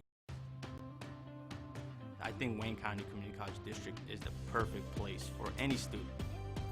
We are all a big melting pot and sharing different experiences. Everyone was really friendly, and they're giving you their time. I know someone here will always be there to support me. Armenalda Carrick, Bosnia. Sandra Gonzalez, Mexico. Minhas Jakia, Bangladesh. Dennis Carrick, Bosnia and Herzegovina.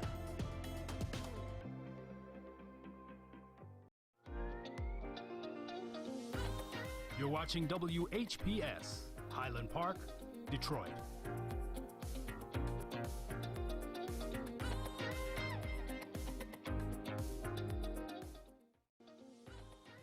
watching WHPS, Highland Park, Detroit.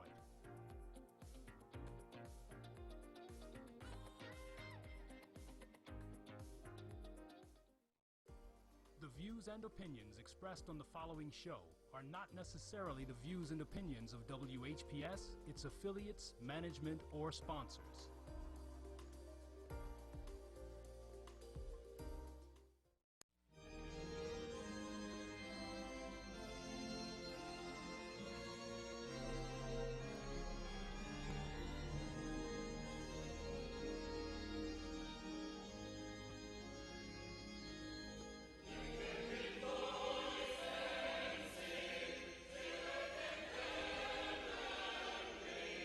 We will come home.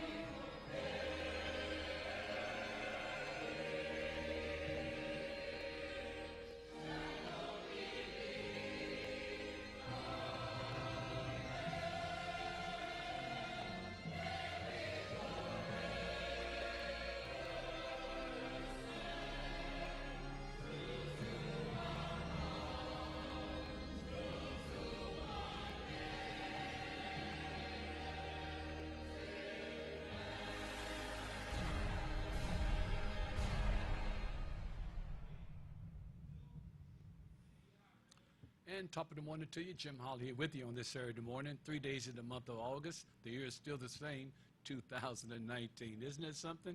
We are through January to July and now in August, 3 days into the month of August. My goodness, the summer is just about coming to an end, but nevertheless, just take it one day at a time. Once again, we thank God for each and every one of you. God has been good to each and all of us, and certainly we give God the praise and give him the glory on this beautiful day that he sent our way. It's going to be a beautiful weekend.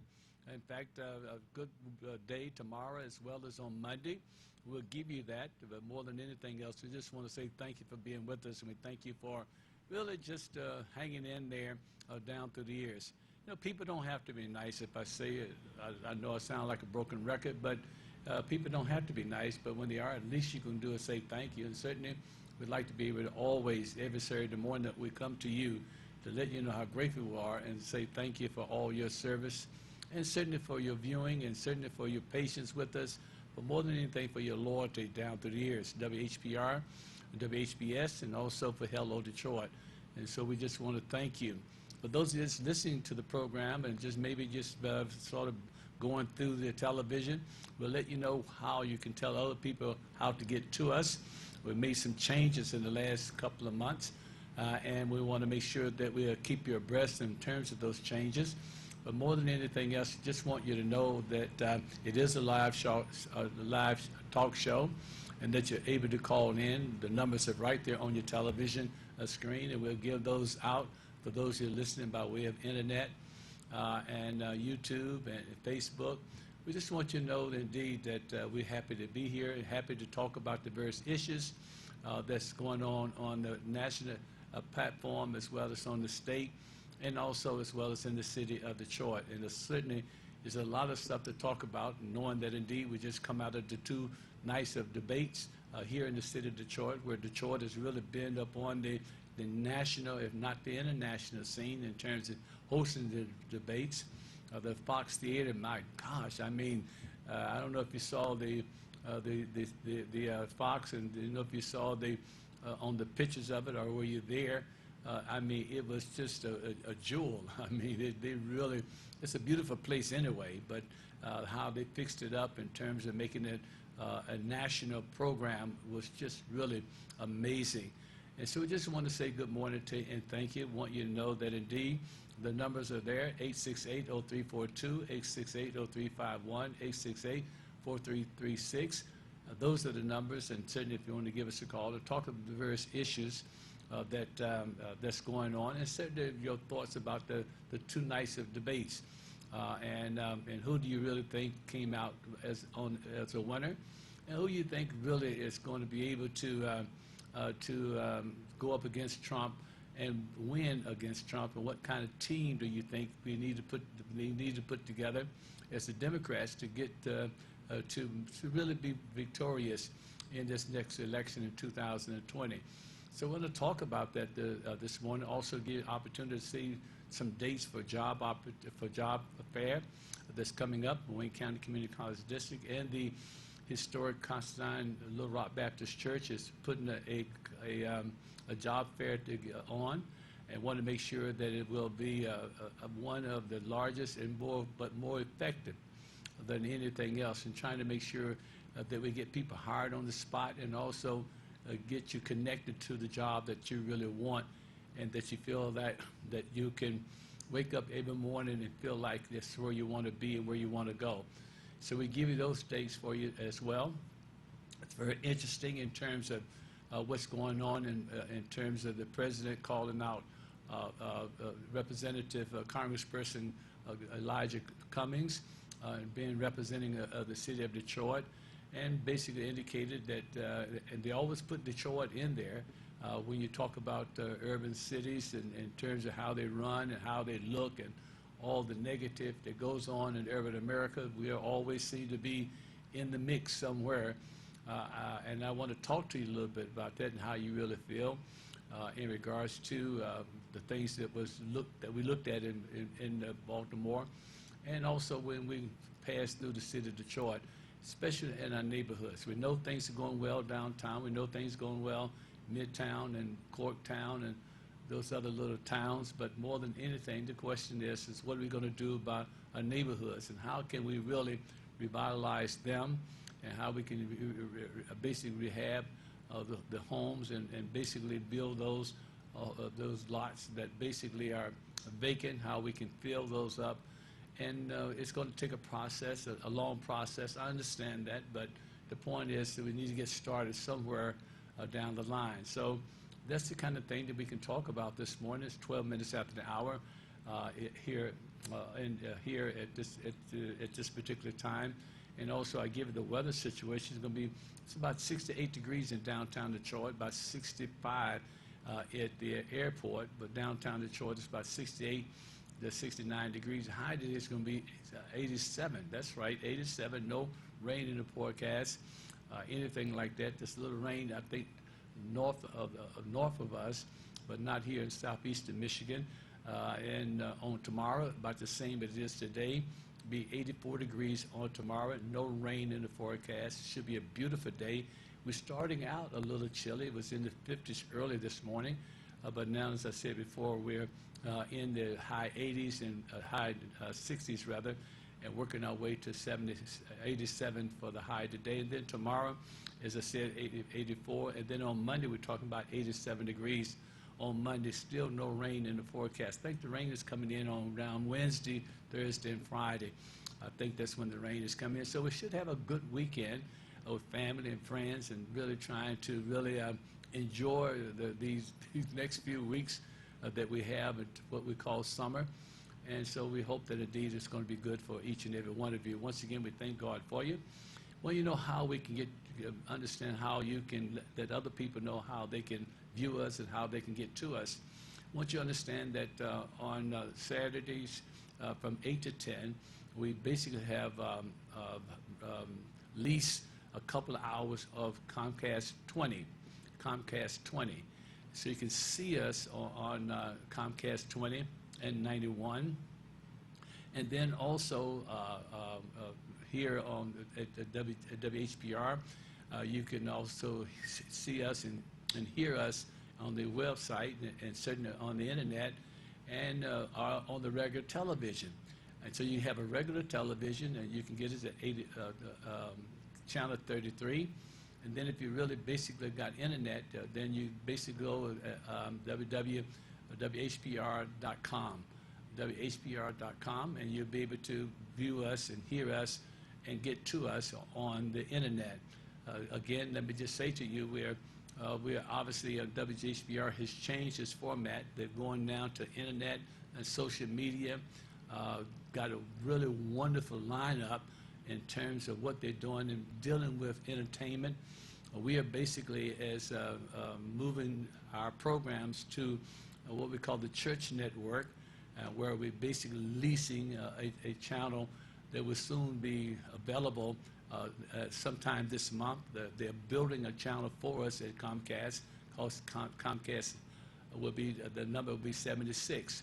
And so we'll call the Church Network. But right now, you can see us on channel Comcast 20, 8 to 10, and then we basically will go off the air and come back at noon, 24 hours, 12 hours a day, noon to midnight.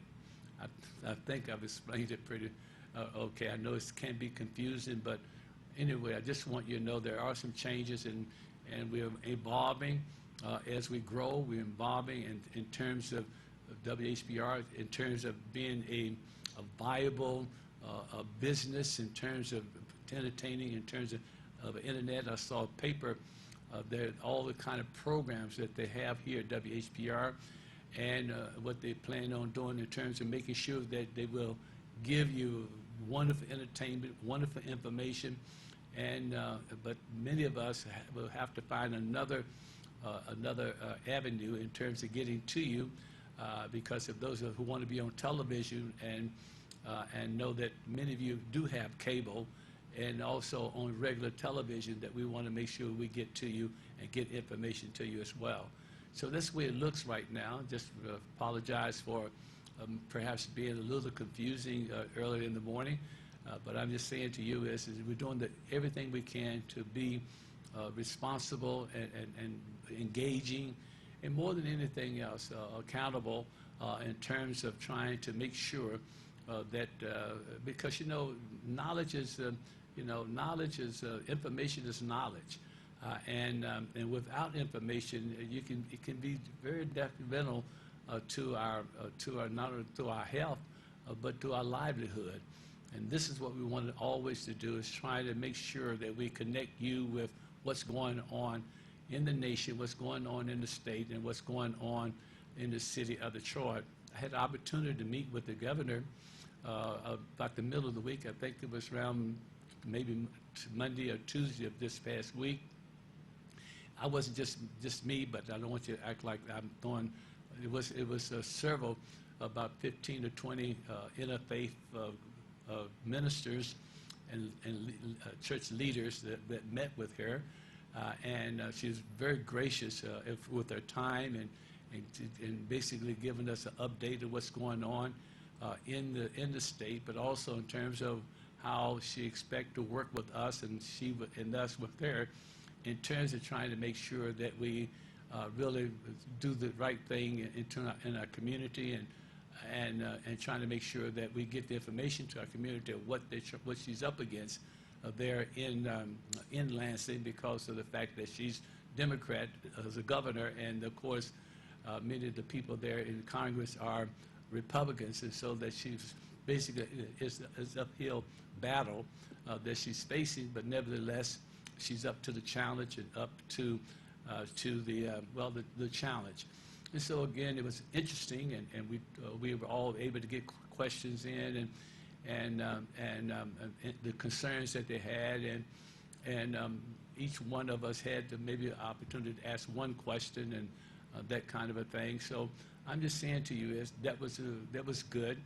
And so more than anything else, what I try to do is not just be a spectator, but really a participator in terms of what's going on in the community, what's going on politically and socially and economically, as well as from a religious standpoint.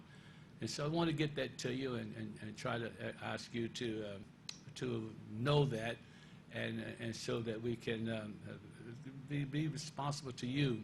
And where many of you cannot do those kind of things that I'm doing, then I'd like to feel like that you hold me accountable in terms of making sure that I represent you, your concerns, and that I will be able to get those concerns back to you. There's the report just came out this a couple of days ago, coming out of the creation of jobs out of the country, where the government has announced about 164,000 jobs were created in the month of July. And of course, again, unemployment is like 3.7, and lowest it's been in a long, long time. But more than anything, the question, of course, is how's it going? How's it getting? When we look around in the city of Detroit and we see many people without jobs, without income, and how is this being effective in terms of getting it down to the people who need these jobs? And of course, that's the big thing, that we keep talking about job creations in this country, but then we talk about the billions of opportunities, many billions of dollars that's going in this community and in the city, and basically where we are not part of the economic growth. And so that's perhaps one of the things that we really need to talk about. And obviously, I was interesting, and I'm sure that we have nothing to brag about here in the city of Detroit in terms of the Detroit public school system, but I would like to think we're doing better. But to see what was going on in Baltimore, where not one high school, and I just knew somebody was going to rebuttal that, basically would say that it's politically wrong, that it's not accurate, in terms of not one high school student is proficient in math. Not one in the city of Baltimore, not one. And I'm sure there's nothing we can really brag about. I just don't know I don't know the statistics here. I should, in terms of, excuse me, in terms of our school system here in the city of Detroit. But I mean, if it is that bad here in Detroit, then we need to be very conscious and very serious about what we got to do. I mean, not one in Baltimore, when the president and Congressman Elijah the congressperson from Baltimore was in this battle of words, and of course the congressman is basically trying to put some things together for impeachment for the president, and then the president comes back and says, well, maybe that the Baltimore ought to impeach you, because basically in terms of what's going on in Baltimore, and in terms of the trash and the rats and all this kind of stuff. And again, we were thrown in that mist of conversation on the national level. They always put Detroit in here, and I don't know what it is. Maybe it's just me, and I like to hear from you, but maybe it's just me. But how? I just don't feel.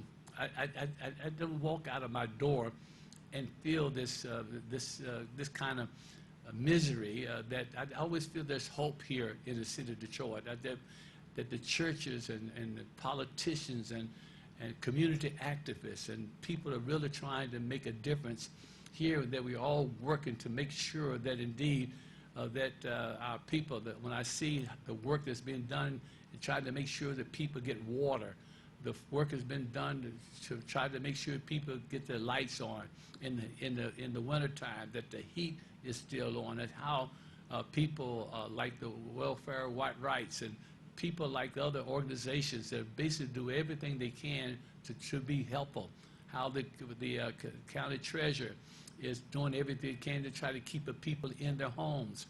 All of this, and how we all are working together to try to really help people. And I guess maybe somehow I just don't feel that sense of hopelessness. And maybe I need to have a conversation with someone to basically to argue me with the why should I feel different? Why shouldn't I feel different? So I don't know, but I just feel like indeed here in Detroit there is hope, and there is everything that many of us are doing, in spite of what the criticisms that we have about the government, about the city, about the mayor, about the city council, about all the others, that we basically feel like indeed that we have some constructive criticism about those areas. Nevertheless, on the other side of it, that we're doing everything we can to try to make sure that we are being helpful and sort of like compassionate to the people who really need help here in the city of Detroit. But obviously, when you talk about the fact there's not one high school student is proficient in math skills, in math, not one. Out of the whole school system in Baltimore, you're talking about not one. And again, I know we got our problems here, and so you can't really talk about the killer can't talk about the pot. I mean, we all in the same fire, and I understand that. But I would like to think that maybe that we're a little bit, from all what I can see, yes, we do have some problems, and yes, we do have problems with this, with not being proficient as we should be, and the rate that we should be. But nevertheless, not one. Do you know what that means? Zero. You know zero. And so again, 25 minutes after the hour, the numbers are there.